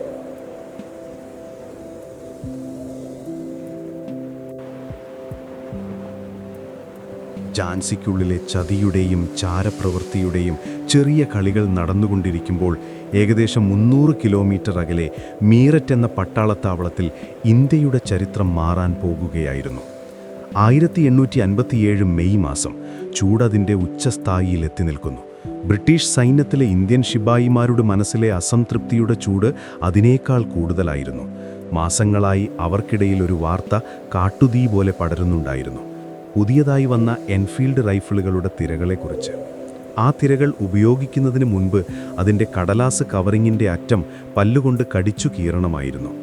ആ കവറിങ്ങിൽ പശുവിൻ്റെയും പന്നിയുടെയും കൊഴുപ്പ് പുരട്ടിയിട്ടുണ്ടെന്നായിരുന്നു ആ വാർത്ത. ഹിന്ദുക്കൾക്ക് പശു പുണ്യമൃഗമാണ്, മുസ്ലിങ്ങൾക്ക് നിഷിദ്ധവുമാണ്. തങ്ങളുടെ മതത്തെയും സംസ്കാരത്തെയും തകർക്കാനുള്ള ബ്രിട്ടീഷുകാരുടെ ഒരു ഗൂഢപദ്ധതിയാണിതെന്ന് ശിപായിമാർ വിശ്വസിച്ചു. ബ്രിട്ടീഷ് ഉദ്യോഗസ്ഥർ ഈ വാർത്ത നിഷേധിച്ചു. അതൊരു കിംവദന്തി മാത്രമാണെന്നവർ പറഞ്ഞു. പക്ഷെ ശിപായിമാർ അത് വിശ്വസിച്ചില്ല. കാരണം ഇതൊറ്റപ്പെട്ട ഒരു സംഭവമായിരുന്നില്ല. തങ്ങളുടെ മതത്തിൽ നിന്നും തങ്ങളെ അകറ്റാൻ ബ്രിട്ടീഷുകാർ പലപ്പോഴും ശ്രമിക്കുന്നുണ്ടെന്ന് അവർക്ക് തോന്നിയിരുന്നു. ക്രിസ്ത്യൻ മിഷണറിമാർക്ക് സൈനിക ക്യാമ്പുകളിൽ പ്രവർത്തിക്കാൻ അനുവാദം നൽകിയത്, സതി നിർത്തലാക്കിയത്, വിധവാ പുനർവിവാഹം പ്രോത്സാഹിപ്പിച്ചത്, ഇവയെല്ലാം നല്ല കാര്യങ്ങളാണെങ്കിൽ പോലും തങ്ങളുടെ ആചാരങ്ങളിൽ ബ്രിട്ടീഷുകാർ ഇടപെടുന്നു എന്ന തോന്നൽ പലരിലും ശക്തമായിരുന്നു. ശമ്പളത്തിലുള്ള വിവേചനം, പ്രമോഷൻ ലഭിക്കാത്തത്, ഇന്ത്യൻ സൈനികരോടുള്ള വെള്ളക്കാരാണ് ഉദ്യോഗസ്ഥരുടെ പുച്ഛം നിറഞ്ഞ പെരുമാറ്റം, ഇതെല്ലാം കൂടിച്ചേർന്നപ്പോൾ ആ അതൃപ്തി ഒരു അഗ്നിപർവ്വതം പോലെ പൊട്ടിത്തെറിക്കാൻ തയ്യാറെടുക്കുകയായിരുന്നു. മെയ് 10 ആ അഗ്നിപർവ്വതം പൊട്ടിത്തെറിച്ചു. മീററ്റിലെ ശിപായിമാർ പുതിയ തിരകൾ ഉപയോഗിക്കാൻ വിസമ്മതിച്ചു. വിസമ്മതിച്ചവരെ പരസ്യമായി അപമാനിച്ചു തടവിലാക്കിയപ്പോൾ ബാക്കിയുള്ള ശിപായിമാർ കലാപം തുടങ്ങി. അവർ തങ്ങളുടെ ബ്രിട്ടീഷ് ഉദ്യോഗസ്ഥരെ വെടിവെച്ചു കൊന്നു, തടവുകാരെ മോചിപ്പിച്ചു. കയ്യിൽ കിട്ടിയ ആയുധങ്ങളുമായി അവർ ഡൽഹിയിലേക്ക് മാർച്ച് ചെയ്തു. ഡൽഹി ചലോ എന്നതായിരുന്നു അവരുടെ മുദ്രാവാക്യം. ഡൽഹിയിലെത്തി നാമമാത്രമായിരുന്ന മുഗൾ ചക്രവർത്തി ബഹദൂർ ഷാ സഫറിനെ അവർ ഇന്ത്യയുടെ ചക്രവർത്തിയായി പ്രഖ്യാപിച്ചു. അതൊരു പ്രഖ്യാപനമായിരുന്നില്ല, ഒരു വെല്ലുവിളിയായിരുന്നു. ബ്രിട്ടീഷ് ഈസ്റ്റ് ഇന്ത്യ കമ്പനിയോടുള്ള ഒരു തുറന്ന യുദ്ധപ്രഖ്യാപനം. ഈ വാർത്ത ഝാൻസിയിലെത്താൻ ദിവസങ്ങളെടുത്തു. അന്ന് ഇന്നത്തെ പോലെ ടെലിഫോണോ ഇൻ്റർനെറ്റോ ഇല്ല.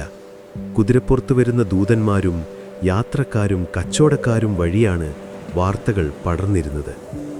മീററ്റിൽ ലഹള പൊട്ടിപ്പുറപ്പെട്ടു എന്ന ആദ്യത്തെ വിവരം ഝാൻസിയിലെ ബ്രിട്ടീഷ് ഉദ്യോഗസ്ഥർക്ക് ലഭിച്ചപ്പോൾ അവരത് കാര്യമാക്കിയില്ല. ഇതൊരു പ്രാദേശികമായ പ്രശ്നം മാത്രമാണെന്നും പെട്ടെന്ന് തന്നെ അടിച്ചമർത്തുമെന്നും അവർ വിശ്വസിച്ചു. ഇന്ത്യൻ ശിപ്പായിമാർ ഇത്രയും സംഘടിതമായ ഒരു യുദ്ധം തുടങ്ങാൻ ധൈര്യപ്പെടുമെന്ന് അവർ സ്വപ്നത്തിൽ പോലും കരുതിയില്ല. അവരുടെ ആ അഹങ്കാരമായിരുന്നു അവരുടെ ഏറ്റവും വലിയ പരാജയം. എന്നാൽ റാണി മഹലിൻ്റെ ഏകാന്തതയിൽ റാണി ലക്ഷ്മിഭായ് ഈ വാർത്തകൾക്ക് വേണ്ടി കാതോർത്തിരിക്കുകയായിരുന്നു. തൻ്റെ വിശ്വസ്തർ വഴി പുറത്തുനിന്നുള്ള ഓരോ ചെറിയ വിവരങ്ങളും അവർ ശേഖരിക്കുന്നുണ്ടായിരുന്നു. മീററ്റിലെ ലഹള, ഡൽഹി പിടിച്ചടക്കിയത്, ബഹദൂർ ഷായെ ചക്രവർത്തിയായി പ്രഖ്യാപിച്ചത്, ഓരോ വാർത്തയും അവരുടെ ഹൃദയമിടിപ്പ് കൂട്ടി. താൻ കാത്തിരുന്ന അവസരം വന്നെത്തുകയാണോ? ഇത് ബ്രിട്ടീഷുകാരെ ഇന്ത്യയിൽ നിന്നും തുരത്താനുള്ള ഒരു സുവർണാവസരമാണോ? അതോ ഇതൊരാത്മഹത്യാപരമായ എടുത്തുചാട്ടമാണോ? അവരുടെ മനസ്സൊരു ഉത്തരം കിട്ടാത്ത ചോദ്യമായി മാറി. ചില ചരിത്രകാരന്മാർക്കിടയിൽ ഇപ്പോഴും തർക്കമുള്ളൊരു കാര്യമുണ്ട്. ഝാൻസിയിലെ ശിപ്പായിമാർ ലഹള തുടങ്ങിയപ്പോൾ റാണിയുടെ പങ്കെന്തായിരുന്നു?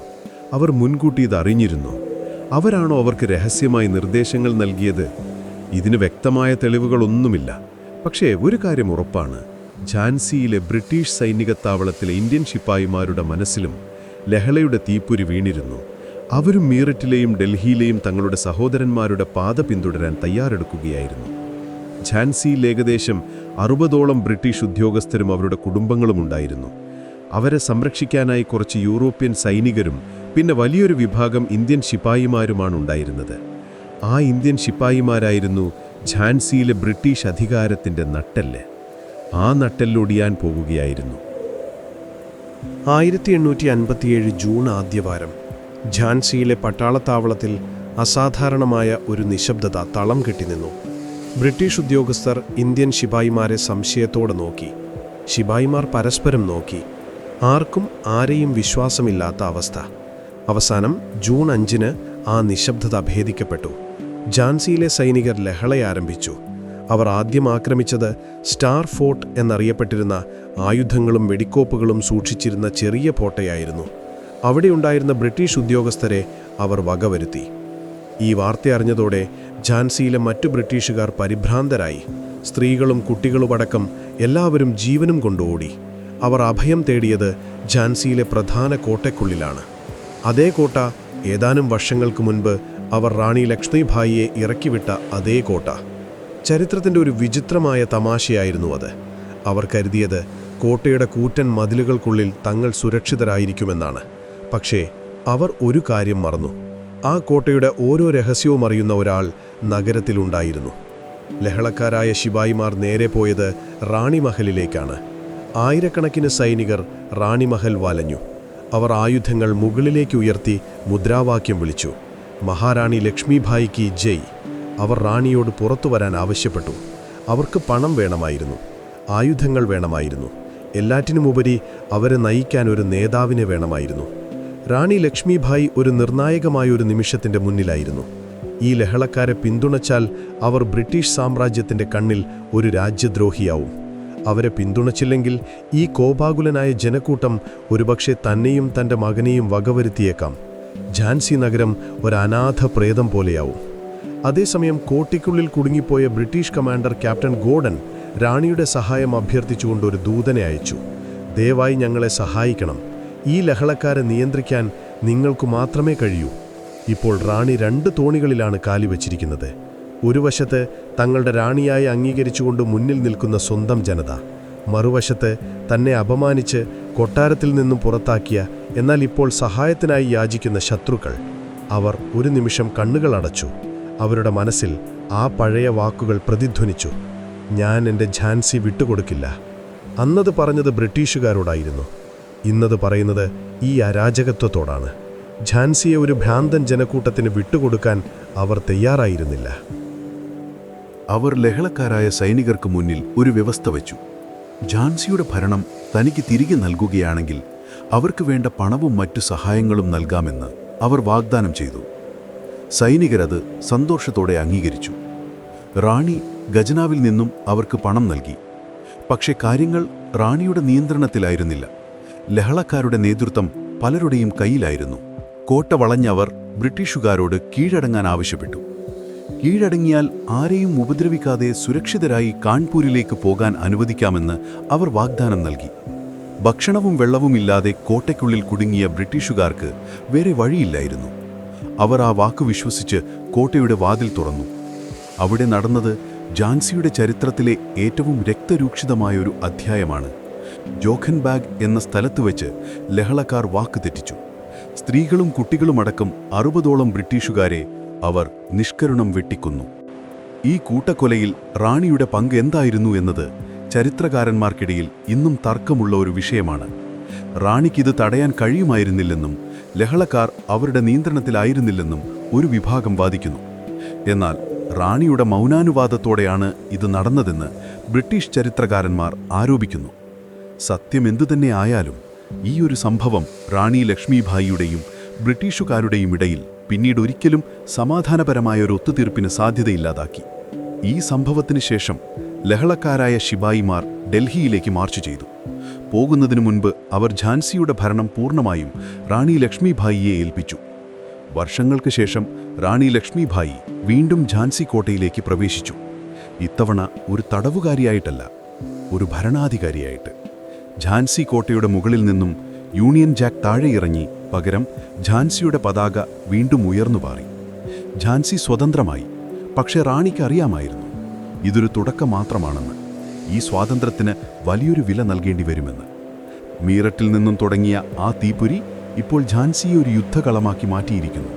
ഒരു വിധവയായ രാജ്ഞിയിൽ നിന്നും അവരൊരു പോരാളിയായി മാറാൻ നിർബന്ധിതയായിരിക്കുന്നു.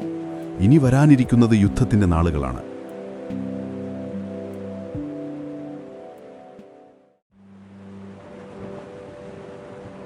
അങ്ങനെ ഝാൻസി വീണ്ടും സ്വതന്ത്രമായെങ്കിലും അതൊരു കൊടുങ്കാറ്റിനു മുൻപുള്ള ശാന്തത മാത്രമായിരുന്നു എന്ന് റാണി ലക്ഷ്മിഭായിക്ക് നന്നായി അറിയാമായിരുന്നു. ജോഖൻബാഗിലെ കൂട്ടക്കൊലയുടെ വാർത്ത കാൺപൂരിലും കൽക്കട്ടയിലും എത്തിയപ്പോൾ ബ്രിട്ടീഷുകാരുടെ രോഷം ആളിക്കത്തി. അവരുടെ കണ്ണിൽ റാണി ലക്ഷ്മിഭായി ഇപ്പോൾ വെറുമൊരു അധികാരമോഹിയായ രാജ്ഞിയല്ല, മറിച്ച് നിഷ്കളങ്കരായ ബ്രിട്ടീഷ് സ്ത്രീകളെയും കുട്ടികളെയും കൊന്നൊടുക്കാൻ കൂട്ടുനിന്ന ഒരു കൊലയാളിയാണ്. അതുകൊണ്ട് തന്നെ ഝാൻസി ഒരു പാഠം പഠിപ്പിക്കേണ്ട സ്ഥലമായി അവർ കണക്കുകൂട്ടി. ലഹള അടിച്ചമർത്താൻ വേണ്ടി ബ്രിട്ടനിൽ നിന്നും പുതിയ സൈന്യം ഇന്ത്യയിലേക്ക് കപ്പൽ കയറുന്നുണ്ടായിരുന്നു. ആ സൈന്യത്തിൻ്റെ ഒരു വലിയ ഭാഗം ഝാൻസിയെ ലക്ഷ്യം വയ്ക്കുമെന്ന് ഉറപ്പായിരുന്നു. അതുകൊണ്ട് ആഘോഷങ്ങൾക്കൊട്ടും സമയമുണ്ടായിരുന്നില്ല. കിട്ടിയ ഓരോ നിമിഷവും റാണി യുദ്ധത്തിനുള്ള തയ്യാറെടുപ്പുകൾക്കായി ഉപയോഗിച്ചു. ഝാൻസി കോട്ടയുടെ കേടുപാടുകൾ തീർത്തും മതിലുകൾ കൂടുതൽ ബലപ്പെടുത്തി പുതിയ കൊത്തളങ്ങൾ നിർമ്മിച്ചു. ഗംഗാധർ റാവുവിൻ്റെ കാലത്ത് പൂട്ടിയിട്ടിരുന്ന ആയുധ നിർമ്മാണശാലകൾ വീണ്ടും തുറന്നു. അവിടെ രാവും പകലും വ്യത്യാസമില്ലാതെ പണിക്കാർ വാളുകളും കുന്തങ്ങളും നിർമ്മിച്ചു. പഴയ പീരങ്കികൾ അറ്റകുറ്റപ്പണി നടത്തി പുതിയവ വാർത്തെടുത്തു. നഗരത്തിലെ ഓരോ കൊല്ലനും ഓരോ മരപ്പണിക്കാരനും ഈ യുദ്ധത്തിൻ്റെ ഭാഗമായി. വെടിമരുന്ന് നിർമ്മിക്കാനായി വീടുകളിൽ നിന്നും പാത്രങ്ങൾ വരെ ആളുകൾ സംഭാവന നൽകി. അതൊരു രാജ്ഞിയുടെ മാത്രം യുദ്ധമായിരുന്നില്ല, ഝാൻസിയിലെ ഓരോ പൗരന്റെയും യുദ്ധമായി മാറുകയായിരുന്നു. റാണി തന്റെ സൈന്യത്തെ പുനഃസംഘടിപ്പിച്ചു. കുതിരപ്പട, കാലാൾപ്പട, പീരങ്കിപ്പട എന്നിങ്ങനെ മൂന്നായി തിരിച്ചു. തന്റെ വിശ്വസ്തരായ ഗുലാം ഗൗസ് ഖാനെ പീരങ്കിപ്പടയുടെയും ഖുദാബക്ഷ് മോത്തിബായി എന്നിവരെ മറ്റു വിഭാഗങ്ങളുടെയും തലവന്മാരായി നിയമിച്ചു. തന്റെ ദുർഗാ ദൾ എന്ന വനിതാ സൈന്യത്തിന് അവർ പ്രത്യേക പരിശീലനം നൽകി. ആയുധം പ്രയോഗിക്കാൻ മാത്രമല്ല, മുറിവേറ്റവരെ ശുശ്രൂഷിക്കാനും സൈനികൾക്ക് ഭക്ഷണം എത്തിക്കാനും കോട്ടയുടെ ദുർബലമായ ഭാഗങ്ങൾ പെട്ടെന്ന് അറ്റകുറ്റപ്പണി നടത്താനും അവർ പഠിച്ചു. യുദ്ധം തുടങ്ങിയാൽ ഝാൻസിയിലെ ഓരോ സ്ത്രീയും ഒരു പോരാളിയായിരിക്കണമെന്ന് റാണിക്ക് നിർബന്ധമുണ്ടായിരുന്നു. ഏകദേശം 8 മാസത്തോളം ഝാൻസി ഒരു സ്വതന്ത്ര രാജ്യമായി നിലനിന്നു. പക്ഷേ 1858 തുടക്കത്തിൽ ആ വാർത്തയെത്തി. സർ ഹ്യൂറോസിന്റെ നേതൃത്വത്തിലുള്ള ഒരു കൂറ്റൻ ബ്രിട്ടീഷ് സൈന്യം മധ്യേന്ത്യയിലെ ലഹള അടിച്ചമർത്താനായി വരുന്നു. ആരായിരുന്നു ഈ ഹ്യൂറോസ്? അയാൾ ഡൽഹൌസിയെപ്പോലെ ഒരു ഭരണാധികാരിയോ മേജർ എല്ലിസിനെ പോലെ ഒരു രാഷ്ട്രീയ ഉദ്യോഗസ്ഥനോ ആയിരുന്നില്ല. അയാളൊരു പട്ടാളക്കാരനായിരുന്നു. ക്രീമിയൻ യുദ്ധത്തിലും പേർഷ്യൻ യുദ്ധത്തിലുമെല്ലാം പങ്കുകൊണ്ട് യുദ്ധതന്ത്രങ്ങളിൽ അഗ്രഗണ്യനായ, ക്രൂരതയ്ക്ക് പേരുകേട്ട ഒരു സൈനിക ജനറൽ. അയാൾക്ക് വികാരങ്ങളില്ല, ദയയില്ല, ഒരേയൊരു ലക്ഷ്യം മാത്രം: ശത്രുവിനെ പൂർണ്ണമായി ഇല്ലാതാക്കുക. അയാളുടെ സൈന്യം വരുന്ന വഴിയിലുള്ള ചെറുത്തുനിൽപ്പുകളെയെല്ലാം നിഷ്കരുകം അടിച്ചമർത്തിക്കൊണ്ടാണ് മുന്നേറിയിരുന്നത്. മാർച്ച് 20, 1858. ഝാൻസിയുടെ അതിർത്തിയിൽ ദൂരെ പൊടിപടലങ്ങൾ ഉയരുന്നത് ആളുകൾ കണ്ടു തുടങ്ങി. പതിയെ പതിയെ ആ പൊടിപടലങ്ങൾ ഒരു സൈന്യത്തിൻ്റെ രൂപമായി മാറി. ആയിരക്കണക്കിന് ബ്രിട്ടീഷ് ഇന്ത്യൻ സൈനികർ, നൂറുകണക്കിന് കുതിരകൾ, ആനകൾ വലിക്കുന്ന കൂറ്റൻ പീരങ്കികൾ. അതൊരു സൈന്യമായിരുന്നില്ല, ഒരു മരണത്തിൻ്റെ പ്രവാഹമായിരുന്നു. സർ ഹ്യൂറോസിൻ്റെ സൈന്യം ഝാൻസിയെ പൂർണ്ണമായി വലഞ്ഞു.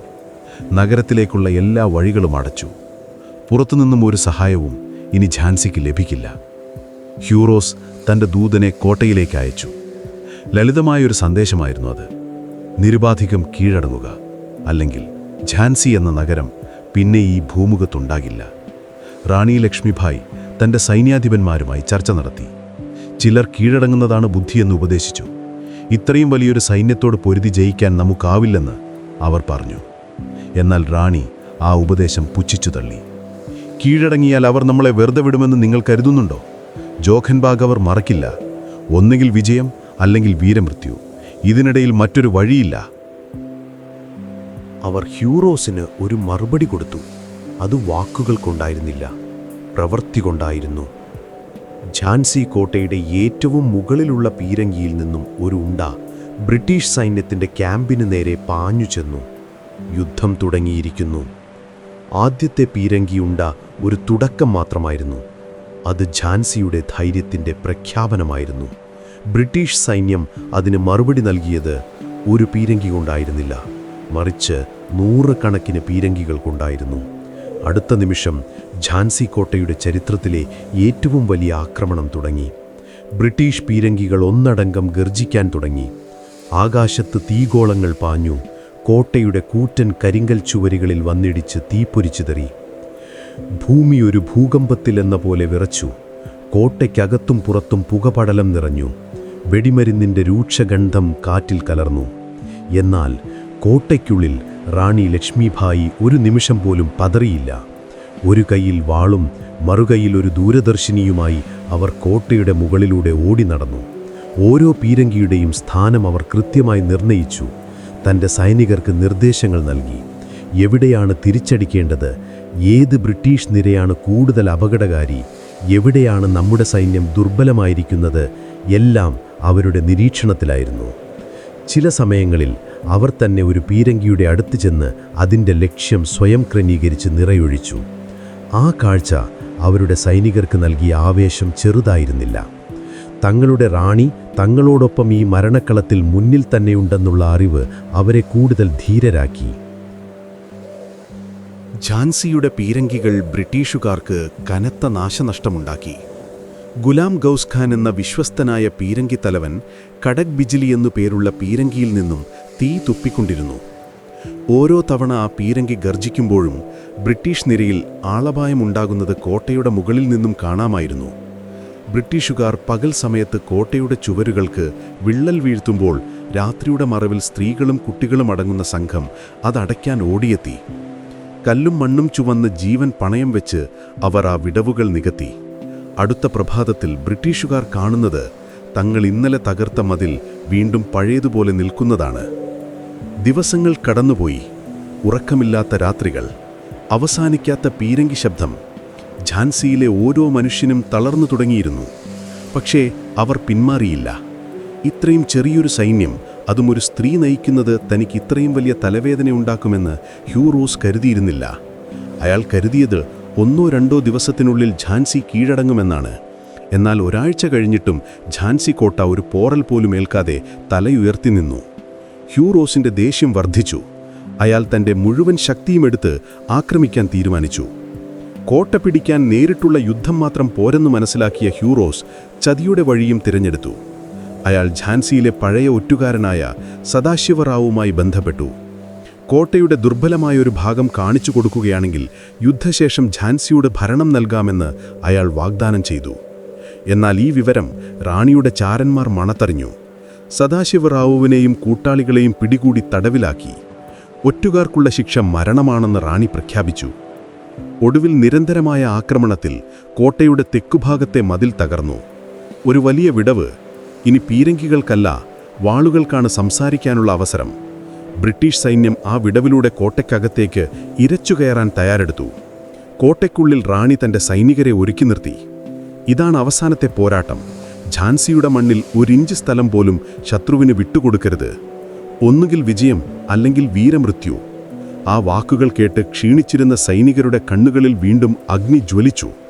അവർ തങ്ങളുടെ വാളുകൾ മുറുകെ പിടിച്ച് മരണത്തെ നേരിടാൻ തയ്യാറായി നിന്നു. ഝാൻസിയുടെ പ്രതിരോധത്തിൻ്റെ അവസാന അധ്യായം തുടങ്ങാൻ പോകുകയായിരുന്നു.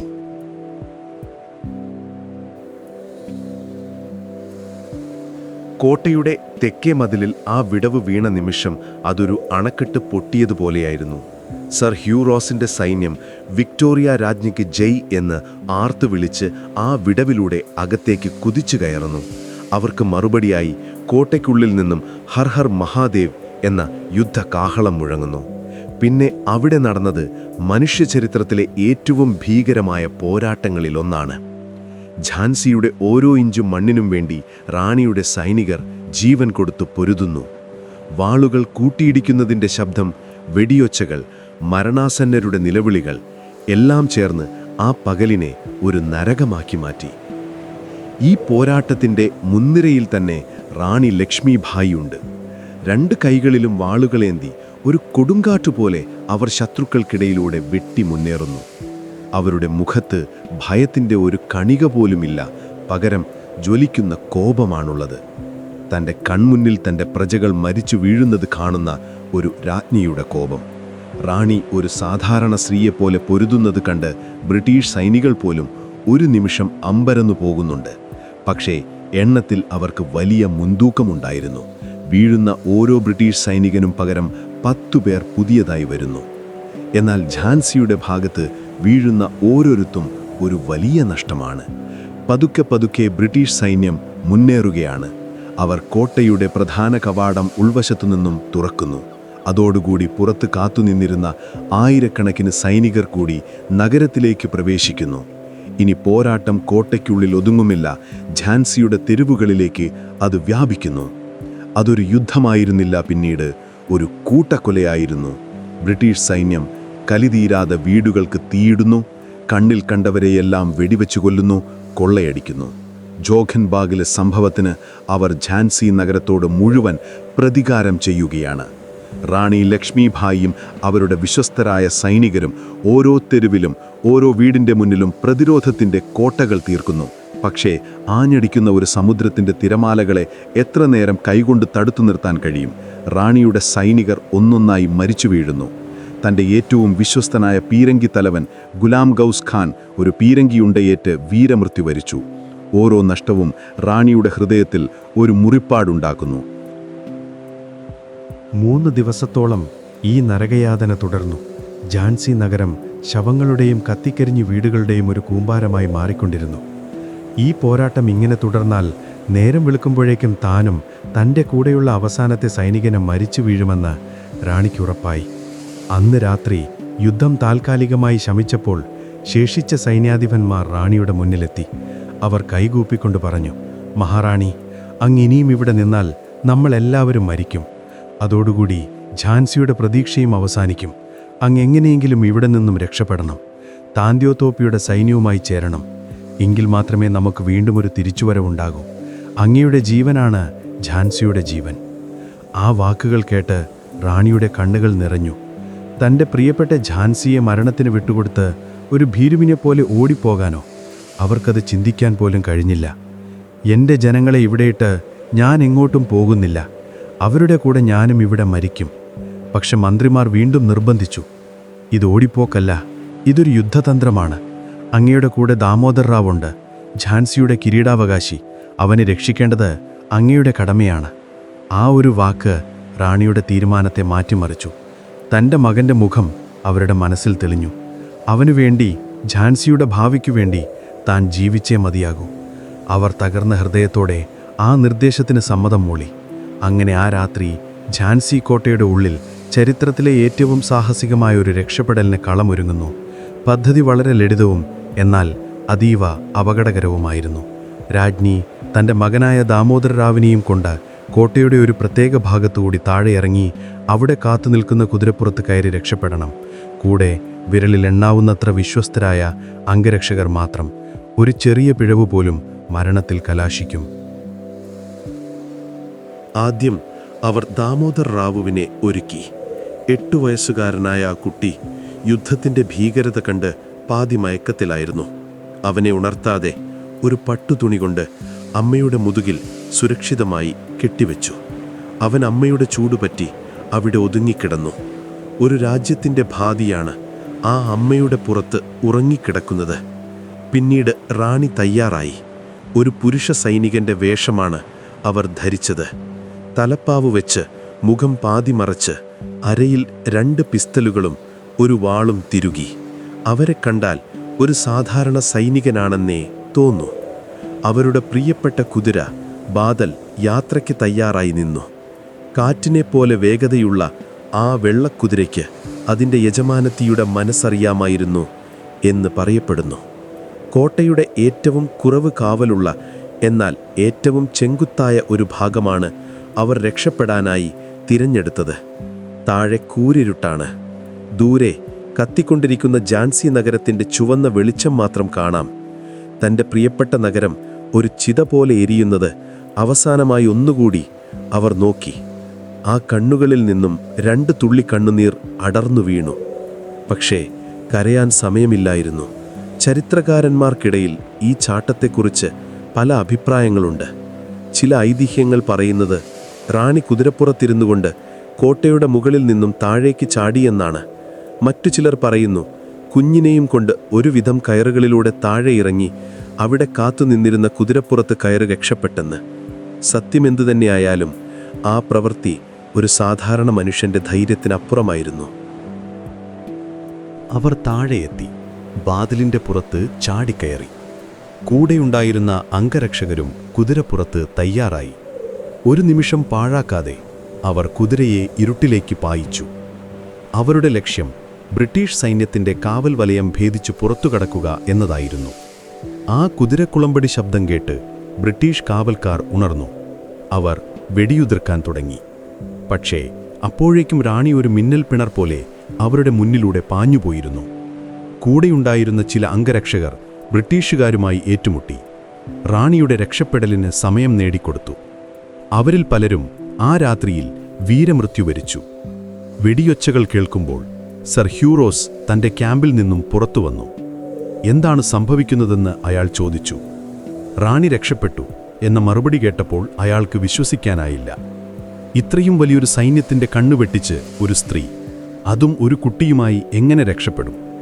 അയാൾ ഉടൻ തന്നെ ഒരു വലിയ കുതിരപ്പടയെ അവരെ പിന്തുടരാനയച്ചു.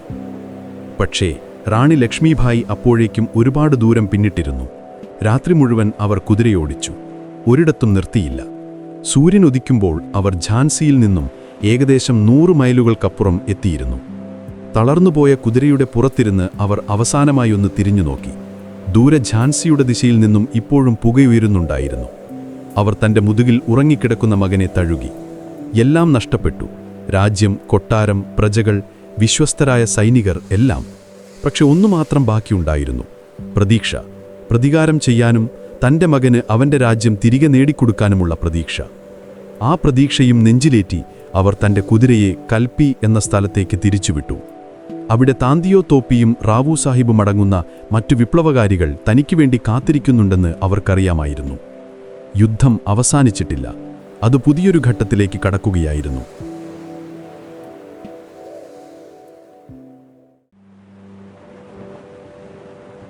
ഝാൻസിയിൽ നിന്നും കൽപ്പിയിലേക്കുള്ള യാത്ര അതൊരു രാജ്ഞിയുടെ യാത്രയായിരുന്നില്ല, മറിച്ച് ഒരു അഭയാർത്ഥിയുടെ പലായനമായിരുന്നു.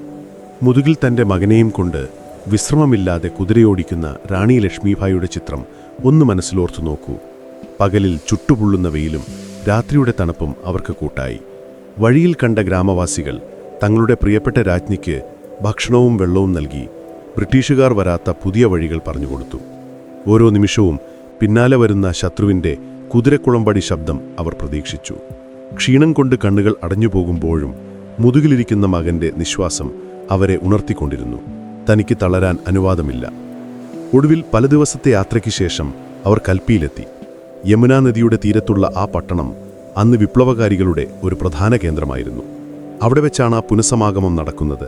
തൻ്റെ കുട്ടിക്കാലത്തെ കളിക്കൂട്ടുകാരായ റാവു സാഹിബും, അതായത് പേഷ്വാ ബാജിറാവു രണ്ടാമൻ്റെ അനന്തരവനും താന്തിയ തോപ്പിയും അവളെ കണ്ടപ്പോൾ ഓടി വന്നു. പക്ഷേ അതൊരു സന്തോഷം നിറഞ്ഞ കൂടിക്കാഴ്ച ആയിരുന്നില്ല. ഝാൻസിയുടെ പതനവും അവിടെ നടന്ന കൂട്ടക്കൊലയും റാണി വിവരിച്ചപ്പോൾ അവരുടെ കണ്ണുകൾ നിറഞ്ഞു. റാണിയുടെ കോലം കണ്ടപ്പോൾ അവർക്ക് മനസ്സിലായി അവർ കടന്നുപോയത് എന്തുമാത്രം ഭീകരമായ അനുഭവങ്ങളിലൂടെയാണെന്ന്. ക്ഷീണിച്ച് മുഷിഞ്ഞ വസ്ത്രങ്ങൾ അണിഞ്ഞ്, പക്ഷേ ആ കണ്ണുകളിലെ തീക്ഷ്ണതയ്ക്ക് മാത്രം ഒരു കുറവും വന്നിരുന്നില്ല. കൽപ്പിയിലെ വിപ്ലവകാരികളുടെ സൈന്യം റാണിയെ ആവേശത്തോടെ സ്വീകരിച്ചു. ഝാൻസിയിൽ അവർ നടത്തിയ ധീരമായ ചെറുത്തുനിൽപ്പിൻ്റെ കഥകൾ അപ്പോഴേക്കും നാടെങ്ങും പാട്ടായി മാറിയിരുന്നു. അവർ വെറുമൊരു രാജ്ഞിയായിരുന്നില്ല, ജീവിക്കുന്ന ഒരു ഇതിഹാസമായി മാറിക്കഴിഞ്ഞിരുന്നു. പേഷ്വയുടെ സൈന്യവും മറ്റു നാട്ടുരാജ്യങ്ങളിൽ നിന്നും ഓടിവന്ന ശിപായിമാരും ചേർന്ന ഒരു വലിയ സൈന്യം തന്നെ കൽപ്പിയിലുണ്ടായിരുന്നു. പക്ഷേ അതിനൊരു പ്രശ്നമുണ്ടായിരുന്നു. അതൊരു സൈന്യം എന്നതിലുപരി ഒരാൾ കൂട്ടമായിരുന്നു. അവർക്ക് ആവേശമുണ്ടായിരുന്നു, പക്ഷേ അച്ചടക്കമുണ്ടായിരുന്നില്ല. അവരെ നയിക്കാൻ കഴിവുള്ള നേതാക്കന്മാരുണ്ടായിരുന്നു, പക്ഷേ അവർക്കിടയിൽ ഒരു ഏകോപനമുണ്ടായിരുന്നില്ല. ഇവിടെയാണ് താന്തിയോ തോപ്പെ എന്ന മനുഷ്യൻ്റെ പ്രസക്തി. അദ്ദേഹം ഒരു രാജാവോ രാജകുമാരനോ ആയിരുന്നില്ല. ഒരു സാധാരണ കുടുംബത്തിൽ ജനിച്ച് പേഷ്വയുടെ വിശ്വസ്തനായി വളർന്ന ഒരാൾ.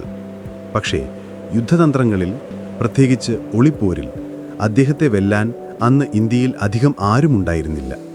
ബ്രിട്ടീഷുകാരുടെ കണ്ണിൽ പൊടിയിട്ട് മിന്നൽ വേഗത്തിൽ ആക്രമിച്ച ശേഷം കാടുകളിൽ അപ്രത്യക്ഷനാകുന്ന അദ്ദേഹത്തിൻ്റെ രീതി ബ്രിട്ടീഷ് സൈന്യത്തിന് വലിയ തലവേദനയായിരുന്നു. റാണിയുടെ വരവ് താന്തിയോ തോപ്പിക്കും റാവു സാഹിബിനും പുതിയൊരു ഊർജം നൽകി. കാരണം റാണിക്ക് സൈനികരെ പ്രചോദിപ്പിക്കാനുള്ള ഒരു പ്രത്യേക കഴിവുണ്ടായിരുന്നു. അവർ മൂവരും ഒരുമിച്ചിരുന്ന് അടുത്ത നീക്കത്തെക്കുറിച്ച് ചർച്ച ചെയ്തു.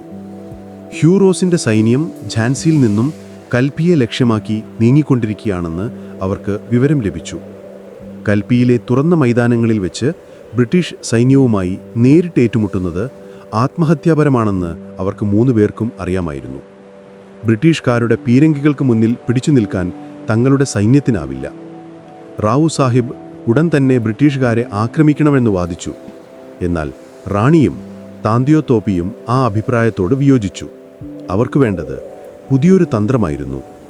ശത്രുവിനെ അപ്രതീക്ഷിതമായ ഒരു സ്ഥലത്ത് വെച്ച് ആക്രമിക്കുക എന്ന തന്ത്രം. ചില ചരിത്രകാരന്മാർക്കിടയിൽ ഒരു ചർച്ചയുണ്ട്. ആ തന്ത്രം ആരുടെ തലയിലുദിച്ച ആശയമായിരുന്നു എന്ന്. റാണിയുടേതാണോ അതോ താന്തിയോ തോപ്പിയുടേതാണോ? വ്യക്തമായ തെളിവുകളില്ല. പക്ഷേ ആ ആശയം വിപ്ലവത്തിൻ്റെ ഗതി തന്നെ മാറ്റിമറിക്കുന്ന ഒന്നായിരുന്നു. നമ്മൾ എന്തിനാണ് ഹ്യൂറോസിനെ കാത്തു നിൽക്കുന്നത്? അയാൾ നമ്മളെ തേടി വരുമ്പോൾ നമ്മൾ മറ്റൊരിടം ആക്രമിക്കണം. നമുക്ക് വേണ്ടത് ഒരു സുരക്ഷിതമായ കോട്ടയാണ്, പണമാണ്, പുതിയ സൈനികരാണ്. ഇതെല്ലാം ഒരിടത്തുണ്ട്, ഗ്വാളിയോറിൽ. ഗ്വാളിയോർ. ആ പേര് കേട്ടപ്പോൾ റാവു സാഹിബിൻ്റെ കണ്ണുകൾ തിളങ്ങി. ഗ്വാളിയോർ അന്ന് മധ്യ ഇന്ത്യയിലെ ഏറ്റവും ശക്തമായ, ഏറ്റവും സമ്പന്നമായ നാട്ടുരാജ്യങ്ങളിൽ ഒന്നായിരുന്നു. അവിടുത്തെ സിന്ധ്യ രാജവംശം ബ്രിട്ടീഷുകാരുടെ വിശ്വസ്തരായ സഖ്യകക്ഷികളായിരുന്നു. ഗ്വാളിയോറിലെ മഹാരാജാവായ ജയാജിറാവു സിന്ധ്യ ലഹള തുടങ്ങിയപ്പോൾ മുതൽ ബ്രിട്ടീഷുകാർക്ക് പണവും സൈന്യവും നൽകി സഹായിച്ചുകൊണ്ടിരുന്നു. അദ്ദേഹത്തിൻ്റെ സൈന്യം ബ്രിട്ടീഷ് ഓഫീസർമാരുടെ കീഴിൽ പരിശീലനം നേടിയ ആധുനിക ആയുധങ്ങളുള്ള ഒന്നായിരുന്നു. ഒറ്റനോട്ടത്തിൽ ഗ്വാളിയോർ ആക്രമിക്കുക എന്നത് ഒരു ഭ്രാന്തനാശയമായി തോന്നാം. പക്ഷേ അതിലൊരു രഹസ്യമുണ്ടായിരുന്നു. ഗ്വാളിയോറിലെ രാജാവ് ബ്രിട്ടീഷുകാരുടെ പക്ഷത്താണെങ്കിലും അവിടുത്തെ സൈനികരും ജനങ്ങളും ലഹളക്കാരോട് അനുഭാവമുള്ളവരായിരുന്നു. തങ്ങളുടെ രാജാവ് ഒരു ഭീരുവാണ്, അയാൾ വെള്ളക്കാർക്ക് രാജ്യത്തെ വിൽക്കുകയാണ് എന്ന് അവർ രഹസ്യമായി വിശ്വസിച്ചു. മറാത്ത സാമ്രാജ്യത്തിൻ്റെ ഭാഗമായിരുന്ന തങ്ങൾ മറാത്ത പേഷ്വയുടെ അനന്തരവനായ റാവു സാഹിബ് വരുമ്പോൾ അദ്ദേഹത്തിൻ്റെ പക്ഷം ചേരുമെന്ന് അവർക്ക് ഉറപ്പുണ്ടായിരുന്നു. ഇതൊരു വലിയ ചൂതാട്ടമായിരുന്നു. ഗ്വാളിയോറിലെ സൈന്യം തങ്ങളുടെ പക്ഷം ചേർന്നില്ലെങ്കിൽ വിപ്ലവകാരികളുടെ സൈന്യം പൂർണ്ണമായി നശിപ്പിക്കപ്പെടും. പക്ഷേ അവർ ആ ചൂതാട്ടത്തിന് തയ്യാറായി. അങ്ങനെ ഹ്യൂറോസ് കൽപ്പിയിലേക്ക് വരുന്നതും കാത്തിരിക്കാതെ റാണിയും താന്ത്യാത്തൂപ്പിയും റാവു സാഹിബും തങ്ങളുടെ മുഴുവൻ സൈന്യത്തെയും കൊണ്ട് ഗ്വാളിയോറിലേക്ക് മാർച്ച് ചെയ്തു. ഇതറിഞ്ഞ ഹ്യൂറോസ് അക്ഷരാർത്ഥത്തിൽ ഞെട്ടിപ്പോയി. താൻ കെണിവെച്ച് പിടിക്കാൻ പോകുന്ന മൃഗം തൻ്റെ കെണി പൊളിച്ച് പിന്നിലൂടെ വന്ന് ആക്രമിക്കാൻ പോകുന്നു. അയാൾ ഉടൻ തന്നെ തൻ്റെ സൈന്യത്തെ ഗ്വാളിയോറിൻ്റെ ദിശയിലേക്ക് തിരിച്ചുവിട്ടു. ഇനി അതൊരു ഓട്ടമത്സരമായിരുന്നു. ആരാദ്യം ഗ്വാളിയോറിലെത്തും? വിപ്ലവകാരികൾ ആദ്യമെത്തി. 1858 ജൂൺ 1 ഗ്വാളിയോർ നഗരത്തിൻ്റെ പുറത്ത് അവർ തങ്ങളുടെ സൈന്യത്തെ വിന്യസിച്ചു. ഗ്വാളിയോർ മഹാരാജാവായ ജയാജിറാവു സിന്ധ്യ തൻ്റെ മുഴുവൻ സൈന്യവുമായി അവരെ നേരിടാൻ മുന്നോട്ട് വന്നു. 2 സൈന്യങ്ങളും മുഖാമുഖം നിന്നു. ഒരു വശത്ത് രാജ്യത്തിൻ്റെ പതാകയ്ക്ക് കീഴിൽ അണിനിരന്ന ചിട്ടയായ സൈന്യം, മറുവശത്ത് പലയിടങ്ങളിൽ നിന്നായി വന്ന പലതരം വേഷങ്ങൾ ധരിച്ച പക്ഷേ കണ്ണുകളിൽ സ്വാതന്ത്ര്യത്തിൻ്റെ അഗ്നിയുള്ള ഒരു വിപ്ലവ സൈന്യം. റാണിയും താന്ത്യാത്തോപ്പിയും ഒരു കുതിരപ്പുറത്ത് പുരുഷവേഷത്തിൽ സൈന്യത്തിന് മുന്നിലുണ്ടായിരുന്നു. യുദ്ധം തുടങ്ങാൻ ജയാജിറാവു സിന്ധ്യ ആജ്ഞ കൊടുത്ത ആ നിമിഷം ആരും പ്രതീക്ഷിക്കാത്ത ഒരു കാര്യമാണ് സംഭവിച്ചത്. ഗ്വാളിയോർ സൈന്യം തങ്ങളുടെ ആയുധങ്ങൾ താഴെ വെച്ചു. അവർ തങ്ങളുടെ രാജാവിനെതിരെ തിരിഞ്ഞു. കുതിരപ്പടയാളികൾ ഒഴികെ ബാക്കി സൈന്യം മുഴുവൻ റാവു സാഹിബ് കി ജയ് എന്ന് വിളിച്ച് വിപ്ലവകാരികളുടെ പക്ഷത്തേക്ക് ഓടിച്ചെന്നു. ഒരു തുള്ളി രക്തം പോലും ചിന്താതെ ഗ്വാളിയോർ കോട്ട വിപ്ലവകാരികളുടെ കയ്യിലായി. ചതിക്കപ്പെട്ടു എന്ന് മനസ്സിലാക്കിയ മഹാരാജാവ് ജയാജിറാവു സിന്ധ്യ കുറച്ച് വിശ്വസ്തരായ അംഗരക്ഷകരുമായി ആഗ്രയിലേക്ക് പലായനം ചെയ്തു. അവിടെയുണ്ടായിരുന്ന ബ്രിട്ടീഷ് സൈന്യത്തോട് അഭയം തേടി. അതൊരു വലിയ വിജയമായിരുന്നു. വിപ്ലവകാരികൾ ആർപ്പുവിളികളോടെ ഗ്വാളിയോർ നഗരത്തിലേക്ക് പ്രവേശിച്ചു. കോട്ടയുടെ മുകളിൽ നിന്നും സിന്ധിയുടെ പതാക താഴ്ത്തി മറാഠ പതാക ഉയർത്തി. നൂറ്റാണ്ടുകൾക്ക് ശേഷം ഗ്വാളിയോർ വീണ്ടും പേഷ്വയുടെ ഭരണത്തിന് കീഴിലായി. റാവു സാഹിബിനെ പുതിയ പേഷ്വയായി പ്രഖ്യാപിച്ചു. വലിയ ആഘോഷങ്ങൾ നടന്നു. ഗ്വാളിയോറിലെ ഖജനാവ് അവർക്ക് മുന്നിൽ തുറക്കപ്പെട്ടു. കോടിക്കണക്കിന് രൂപയുടെ സ്വർണവും വെള്ളിയും അവർക്ക് ലഭിച്ചു. ആയുധപ്പുരയിൽ നിന്നും പുതിയ തോക്കുകളും പീരങ്കികളും കിട്ടി. ഗ്വാളിയോറിലെ സൈന്യം കൂടി ചേർന്നപ്പോൾ അവരുടെ സൈനിക ശക്തി ഇരട്ടിയായി. പക്ഷേ ഈ ആഘോഷങ്ങൾക്കിടയിൽ ഒരാൾ മാത്രം അസ്വസ്ഥയായിരുന്നു: റാണി ലക്ഷ്മിഭായി. ഈ വിജയം താൽക്കാലികമാണെന്ന് അവർക്കറിയാമായിരുന്നു. ആഘോഷിച്ച് സമയം കളയാതെ ഹ്യൂറോസിന്റെ സൈന്യത്തെ നേരിടാൻ തയ്യാറെടുപ്പുകൾ നടത്തണമെന്ന് അവർ റാവു സാഹിബിനോട് പലതവണ പറഞ്ഞു. പക്ഷേ പെട്ടെന്ന് കിട്ടിയ അധികാരത്തിൻ്റെ ലഹരിയിലായിരുന്ന റാവു സാഹിബ് അത് കാര്യമാക്കിയില്ല. റോസ് ഇങ്ങോട്ടെത്താൻ ആഴ്ചകളെടുക്കും, അതുവരെ നമുക്ക് ആഘോഷിക്കാം. ആ അലംഭാവം, അതായിരുന്നോ അവർ ചെയ്യാൻ പോകുന്ന ഏറ്റവും വലിയ തെറ്റ്. കാരണം ഹ്യൂറോസ് ഒരു സാധാരണ സൈനികാധിപനായിരുന്നില്ല. അയാൾ പ്രതികാരദാഹിയായ ഒരു ചെന്നായിയെപ്പോലെ അവരുടെ തൊട്ടുപിന്നാലെ പാഞ്ഞെത്തുന്നുണ്ടായിരുന്നു.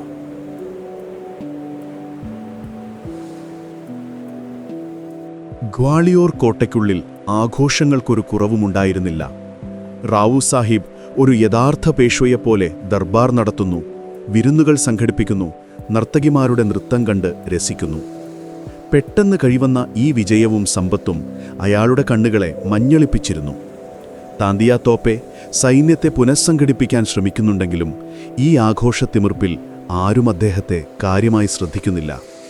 എന്നാൽ കൊട്ടാരത്തിലൊരു മുറിയിൽ മാത്രം ഈ ആഘോഷങ്ങളുടെ വെളിച്ചമെത്തുന്നില്ല. അവിടെ റാണി ലക്ഷ്മിഭായി തൻ്റെ കുറച്ച് വിശ്വസ്തരായ സൈന്യാധിപന്മാരുമായി ഗ്വാളിയോറിൻ്റെ കോട്ടയുടെ ഭൂപടം പഠിക്കുകയാണ്. ഓരോ നിമിഷവും അവർ അസ്വസ്ഥയായിരുന്നു. ഹ്യൂറോസ് എന്ന ആ ചെന്നായുടെ കാലൊച്ച അവർക്ക് കേൾക്കാൻ കഴിയുന്നുണ്ടായിരുന്നു. നമ്മൾ പ്രതിരോധത്തിന് തയ്യാറെടുക്കണം, അവർ റാവു സാഹിബിനോട് പറഞ്ഞു. ഗ്വാളിയോർ കോട്ടയുടെ കിഴക്ക് ഭാഗം ദുർബലമാണ്. ഹ്യൂറോസ് അതുവഴിയായിരിക്കും ആക്രമിക്കുക. നമ്മൾ അവിടെ സൈന്യത്തെ വിന്യസിക്കണം. പക്ഷേ റാവു സാഹിബ് അത് ചിരിച്ചു തള്ളി. അങ്ങെന്തിനാണ് വെറുതെ പേടിക്കുന്നത് രാജ്ഞി? റോസ് ഇത്ര പെട്ടെന്നൊന്നും ഇവിടെ എത്തില്ല. അയാൾക്ക് ഝാൻസിയിൽ നിന്നും കൽപ്പി വരെ എത്താൻ മാസങ്ങളെടുത്തു. ഗ്വാളിയോറിലെത്താൻ അതിലേറെ സമയമെടുക്കും. അതൊരു വലിയ തെറ്റായ കണക്കുകൂട്ടലായിരുന്നു. ഝാൻസിയിലെ പ്രതിരോധം ഹ്യൂറോസിനെ ഒരു പാഠം പഠിപ്പിച്ചിരുന്നു. റാണി ലക്ഷ്മിഭായിയെ വില കുറച്ച് കാണരുത്. അതുകൊണ്ട് ഇത്തവണ അയാൾ വിശ്രമിച്ചില്ല. രാവും പകലും വ്യത്യാസമില്ലാതെ അയാൾ തൻ്റെ സൈന്യത്തെ നടത്തിക്കൊണ്ടുവരികയായിരുന്നു. വിപ്ലവകാരികൾ ഗ്വാളിയോർ പിടിച്ചെടുത്ത് 2 ആഴ്ച തികയുന്നതിന് മുൻപ് ജൂൺ 16-ന് ആ വാർത്തയെത്തി. ഹ്യൂറോസിൻ്റെ സൈന്യം ഗ്വാളിയോറിൽ നിന്നും വെറും 20 കിലോമീറ്റർ അകലെ എത്തിയിരിക്കുന്നു. ആ വാർത്ത കൊട്ടാരത്തിലെ ആഘോഷങ്ങളെ ഒരു നിമിഷം കൊണ്ട് നിശബ്ദമാക്കി. റാവു സാഹിബിൻ്റെ മുഖം വിളറി വെളുത്തു. എല്ലാവരും പരിഭ്രാന്തരായി ഓടാൻ തുടങ്ങി. ആകെ ശാന്തമായി നിന്നത് റാണി ലക്ഷ്മിഭായി മാത്രമായിരുന്നു. ഞാൻ പറഞ്ഞതല്ലേ, ഇപ്പോൾ വിലപിച്ചിട്ട് കാര്യമില്ല. കയ്യിലുള്ള സമയം കൊണ്ട് നമുക്ക് പോരാടാൻ തയ്യാറെടുക്കാം. അവരുടെ നേതൃത്വത്തിൽ വിപ്ലവകാരികൾ യുദ്ധത്തിന് തയ്യാറെടുത്തു. കോട്ടയ്ക്ക് പുറത്തുള്ള കോട്ട കി ഷറായ് എന്ന സ്ഥലത്ത് വെച്ച് ബ്രിട്ടീഷുകാരെ നേരിടാൻ അവർ തീരുമാനിച്ചു. റാണി ഒരു പുരുഷ സൈനിക മേധാവിയുടെ വേഷത്തിൽ കുതിരപ്പടയുടെ ഒരു വിഭാഗത്തിൻ്റെ നേതൃത്വം സ്വയം ഏറ്റെടുത്തു. അവരുടെ ദത്തുപുത്രനായ ദാമോദർ റാവുവിനെ സുരക്ഷിതമായ ഒരിടത്തേക്ക് മാറ്റിയ ശേഷം അവർ തൻ്റെ കുതിരപ്പുറത്ത് കയറി. ഒരുപക്ഷെ ഇത് തൻ്റെ അവസാനത്തെ യുദ്ധമായിരിക്കുമെന്ന് അവരുടെ മനസ്സ് പറയുന്നുണ്ടായിരിക്കാം. അവർ അവസാനമായി ഗ്വാളിയോർ കോട്ടയെ ഒന്ന് തിരിഞ്ഞു നോക്കി. ഝാൻസി നഷ്ടപ്പെട്ടു. ഇനി ഗ്വാളിയോർ കൂടി നഷ്ടപ്പെട്ടാൽ പിന്നെ പ്രതീക്ഷയ്ക്ക് സ്ഥാനമില്ല. ജൂൺ 17 പ്രഭാതം. ബ്രിട്ടീഷ് സൈന്യം മുന്നോട്ട് വരുന്നത് ദൂരെ നിന്നേ കാണാം. സൂര്യരശ്മിയിൽ അവരുടെ തോക്കിൻ്റെ ബയനറ്റുകൾ വെട്ടിത്തിളങ്ങുന്നു. ഹ്യൂ റോസ് തൻ്റെ സൈന്യത്തെ പല വിഭാഗങ്ങളായി തിരിച്ച് പല ദിശകളിൽ നിന്നും ഒരേ സമയം ആക്രമിക്കാൻ പദ്ധതിയിട്ടു. യുദ്ധം തുടങ്ങി. പീരങ്കികൾ ഗർജിച്ചു. തുടക്കത്തിൽ വിപ്ലവകാരികൾ ധീരമായി തന്നെ പൊരുതി. റാണി ലക്ഷ്മിഭായ് ഒരു മിന്നൽ പിണർ പോലെ ബ്രിട്ടീഷ് സൈന്യത്തിനിടയിലൂടെ പാഞ്ഞു. അവരുടെ വാൾ തലങ്ങും വിലങ്ങും വീശി. അവരെ നേരിടാൻ വന്ന പല ബ്രിട്ടീഷ് സൈനികരും നിലം പതിച്ചു. ആ ധീരത കണ്ട് അവരുടെ സൈനികർക്ക് പുതിയ ആവേശമുണ്ടായി. അവർ ബ്രിട്ടീഷുകാരെ പിന്നോട്ട് തുരത്തി. ആ ദിവസത്തെ പോരാട്ടത്തിൽ റാണിക്ക് ചെറിയൊരു വിജയം നേടാനായി. എന്നാൽ പിറ്റേന്ന് ജൂൺ 18, 1858 അതായിരുന്നു അവസാനത്തെ ദിവസം. ഹ്യൂ റോസ് തൻ്റെ മുഴുവൻ ശക്തിയും എടുത്ത് ആക്രമിച്ചു. ബ്രിട്ടീഷ് കുതിരപ്പടയുടെ 8ാമത്തെ വിഭാഗം കുതിരപ്പടയാളികൾ യുദ്ധത്തിൻ്റെ ഗതി മാറ്റിമറിച്ചു. അവർ വിപ്ലവകാരികളുടെ സൈന്യത്തെ ചിതറിപ്പിച്ചു. റാണിയുടെ സൈനികർക്ക് പിടിച്ചു നിൽക്കാനായില്ല. അവർ പല ദിശകളിലേക്ക് ഓടി രക്ഷപ്പെടാൻ തുടങ്ങി. യുദ്ധക്കളത്തിൽ റാണി ഏതാണ്ട് ഒറ്റപ്പെട്ടു. കൂടെ വിശ്വസ്തരായ കുറച്ച് അംഗരക്ഷകർ മാത്രം. അവർ ബ്രിട്ടീഷ് സൈന്യത്തിൻ്റെ വലയത്തിൽ അകപ്പെടുകയായിരുന്നു. ബ്രിട്ടീഷ് സൈന്യം അവളെ വളയുകയാണ്. രക്ഷപ്പെടാൻ ഒരു വഴി മാത്രം, മുന്നോട്ട് കുതിക്കുക. റാണി തന്റെ കുതിരയെ മുന്നോട്ട് പായിച്ചു. അവരുടെ ലക്ഷ്യം ആ വലയം ഭേദിച്ച് പുറത്തു കടക്കുക എന്നതായിരുന്നു. പെട്ടെന്നാണ് മുന്നിൽ ഒരു ചെറിയ അരുവി കണ്ടത്. സാധാരണഗതിയിൽ അവരുടെ കുതിരയ്ക്ക് ഇത് ചാടിക്കടക്കാൻ ഒരു പ്രയാസവുമില്ല. പക്ഷേ യുദ്ധത്തിന്റെ ഭീകരതയും നിരന്തരമായ ഓട്ടവും കാരണം ആ മൃഗം തളർന്നിരുന്നു. അത് ആ അരുവിയുടെ മുന്നിൽ നിന്നു ചാടാൻ കൂട്ടാക്കിയില്ല. റാണി അതിനെ വീണ്ടും വീണ്ടും പ്രോത്സാഹിപ്പിച്ചു. ആ നിർണായകമായ നിമിഷങ്ങൾ, അതാണ് റാണിയുടെ വിധി നിർണയിച്ചത്. പിന്നാലെ വന്ന ബ്രിട്ടീഷ് കുതിരപ്പടയാളികൾ അവരെ വളഞ്ഞു. അവർ ഇപ്പോഴും തിരിച്ചറിഞ്ഞിരുന്നില്ല തങ്ങൾ നേരിടുന്നത് ഝാൻസി റാണിയെയാണെന്ന്. അവർ ഒരു സാധാരണ സൈനിക മേധാവിയാണെന്നാണ് കരുതിയത്. റാണി തിരിഞ്ഞ് അവരോട് പൊരുതി. പക്ഷേ ആ പോരാട്ടത്തിനിടയിൽ ദൂരെ നിന്നും വന്നൊരു വെടിയുണ്ട അവരുടെ വയറ്റിൽ തറച്ചു. വേദന കൊണ്ട് പുളഞ്ഞപ്പോഴും അവർ വാൾ താഴെയിട്ടില്ല. അതേ നിമിഷം ഒരു ബ്രിട്ടീഷ് സൈനികൻ പിന്നിൽ നിന്നും തന്റെ വാൾ കൊണ്ട് അവരുടെ തലയ്ക്ക് വെട്ടി. ആ ആഘാതത്തിൽ റാണി ലക്ഷ്മിഭായ് കുതിരപ്പുറത്തു നിന്നും താഴേക്ക് വീണു. അവരുടെ വീഴ്ച കണ്ട് കൂടെയുണ്ടായിരുന്ന വിശ്വസ്തരായ അംഗരക്ഷകർ ഓടിയെത്തി. അവർ ബ്രിട്ടീഷുകാരെ തുരത്തിയോടിച്ചു. മാരകമായി മുറിവേറ്റ തങ്ങളുടെ രാജ്ഞിയെ അവർ കോരിയെടുത്തു. റാണിക്കപ്പോഴും ബോധമുണ്ടായിരുന്നു. അവസാനത്തെ ശ്വാസം വലിച്ചുകൊണ്ട് അവർ പറഞ്ഞു, "എന്റെ ശരീരം ബ്രിട്ടീഷുകാർക്ക് തൊടാൻ വിട്ടുകൊടുക്കരുത്." അതായിരുന്നു അവരുടെ അവസാനത്തെ ആഗ്രഹം. ആ വാക്കുകൾ പറഞ്ഞപ്പോൾ ആ കണ്ണുകൾ എന്നേക്കുമായി അടഞ്ഞു. ഇന്ത്യയുടെ സ്വാതന്ത്ര്യ സമര ചരിത്രത്തിലെ ആ അഗ്നിജ്വാല അണഞ്ഞു. അംഗരക്ഷകർ തങ്ങളുടെ രാജ്ഞിയുടെ മൃതദേഹവുമായി അടുത്തുള്ള ഒരു സന്യാസി മഠത്തിലേക്ക് ഓടി. ഗംഗാദാസ് ബാബയുടെ ആശ്രമമായിരുന്നു അത്. അവിടെ ആ സന്യാസിയുടെ സഹായത്തോടെ ഒരു പുളിമരത്തിൻ്റെ ചുവട്ടിൽ അവർ പെട്ടെന്നൊരു ചിതയൊരുക്കി. ബ്രിട്ടീഷ് സൈന്യം എത്തുന്നതിനു മുൻപ് ആ ധീരയായ രാജ്ഞിയുടെ ഭൗതിക ശരീരം അഗ്നിനാളങ്ങൾ ഏറ്റുവാങ്ങി. ആ ചാരത്തിൽ നിന്ന് പോലും തങ്ങളുടെ ശത്രുവിനെ തിരിച്ചറിയാൻ ഹ്യൂറോസിനും സൈന്യത്തിനും കഴിഞ്ഞില്ല. അവർ ഗ്വാളിയോർ മുഴുവൻ അരിച്ചുപെറുക്കി. പക്ഷേ റാണിയെ കണ്ടെത്താനായില്ല. ദിവസങ്ങൾക്ക് ശേഷമാണ് റാണി യുദ്ധത്തിൽ കൊല്ലപ്പെട്ടുവെന്നും വിശ്വസ്തർ മൃതദേഹം സംസ്കരിച്ചുവെന്നും അയാൾക്ക് വിവരം ലഭിച്ചത്. റാണി ലക്ഷ്മിഭായിയുടെ മരണം വിപ്ലവത്തിൻ്റെ നട്ടെല്ലൊടിച്ചു. താന്ത്യാ തോപ്പെ പിന്നീട് പിടിക്കപ്പെടുകയും തൂക്കിലേറ്റപ്പെടുകയും ചെയ്തു. റാവു സാഹിബും കൊല്ലപ്പെട്ടു.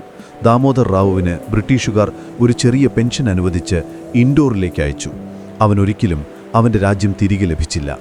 സർ ഹ്യൂറോസ് തൻ്റെ ഡയറിയിൽ റാണി ലക്ഷ്മിഭായിയെക്കുറിച്ച് ഇങ്ങനെ എഴുതി: വിപ്ലവകാരികളുടെ കൂട്ടത്തിൽ ഏറ്റവും ധീരയും ഏറ്റവും മികച്ച സൈനിക മേധാവിയും അവളായിരുന്നു. ശത്രുവിനു പോലും ബഹുമാനം തോന്നിയ ഒരു വ്യക്തിത്വം. ഇവിടെ നമ്മുടെ കഥ അവസാനിക്കുകയാണ്. പക്ഷേ റാണി ലക്ഷ്മിഭായിയുടെ ഓർമ്മകൾ അവസാനിക്കുന്നില്ല. അതൊരു കഥയല്ല, അതൊരു പ്രതീകമാണ്. 22ാമത്തെ വയസ്സിൽ തൻ്റെ രാജ്യത്തിനു വേണ്ടി പൊരുതി മരിച്ച ഒരു പെൺകുട്ടിയുടെ ഓർമ്മ. ഇപ്പോൾ നിങ്ങൾ കണ്ണുകൾ അടയ്ക്കുമ്പോൾ ആ കുതിരപ്പുറത്ത് മുതുകിലൊരു കുഞ്ഞിനെയും കൊണ്ട് ഒരു കൈയിൽ കുതിരയുടെ കടിഞ്ഞാണും മറുകൈയിൽ വാളുമേന്തി പാഞ്ഞു പോകുന്ന ആ രൂപം ഒരു നിമിഷം ഓർക്കുക. അത് ഭയത്തിൻ്റെ ചിത്രമല്ല, പ്രതീക്ഷയുടെ ചിത്രമാണ്. പ്രതിസന്ധികൾ വരുമ്പോൾ ഒളിച്ചോടാതെ അതിനെതിരെ പോരാടാനുള്ള ധൈര്യത്തിൻ്റെ ഓർമ്മപ്പെടുത്തലാണ്. ആ ധൈര്യത്തിൻ്റെ വെളിച്ചം നിങ്ങളുടെ സ്വപ്നങ്ങൾക്ക് കാവലായിരിക്കട്ടെ. ഈ രാത്രിയിലെ ഇരുട്ടിൽ ആ ഓർമ്മകൾ നിങ്ങൾക്ക് ശാന്തമായി ഉറങ്ങാൻ ഒരു കൂട്ടായി മാറട്ടെ. ഝാൻസിയുടെ ആകാശത്ത് അന്നുയർന്ന ആ പോരാട്ടവീര്യം ഇപ്പോൾ നിങ്ങളുടെ മനസ്സിന് ശാന്തി നൽകട്ടെ. ഒരുപാട് ചോരപ്പുഴകൾ ഒഴുകി, ഒരുപാട് നിലവിളികൾ ഉയർന്നു. പക്ഷേ അവസാനം ചരിത്രത്തിൽ ബാക്കിയായത് ആ ധൈര്യത്തിൻ്റെ കഥ മാത്രമാണ്. ആ കഥ കേട്ട് ഇനി സമാധാനമായി ഉറങ്ങുക. പ്രിയ സ്വപ്നസഞ്ചാരി, നിങ്ങൾക്ക് ഞാൻ നല്ലൊരു ശുഭരാത്രി നേരുന്നു.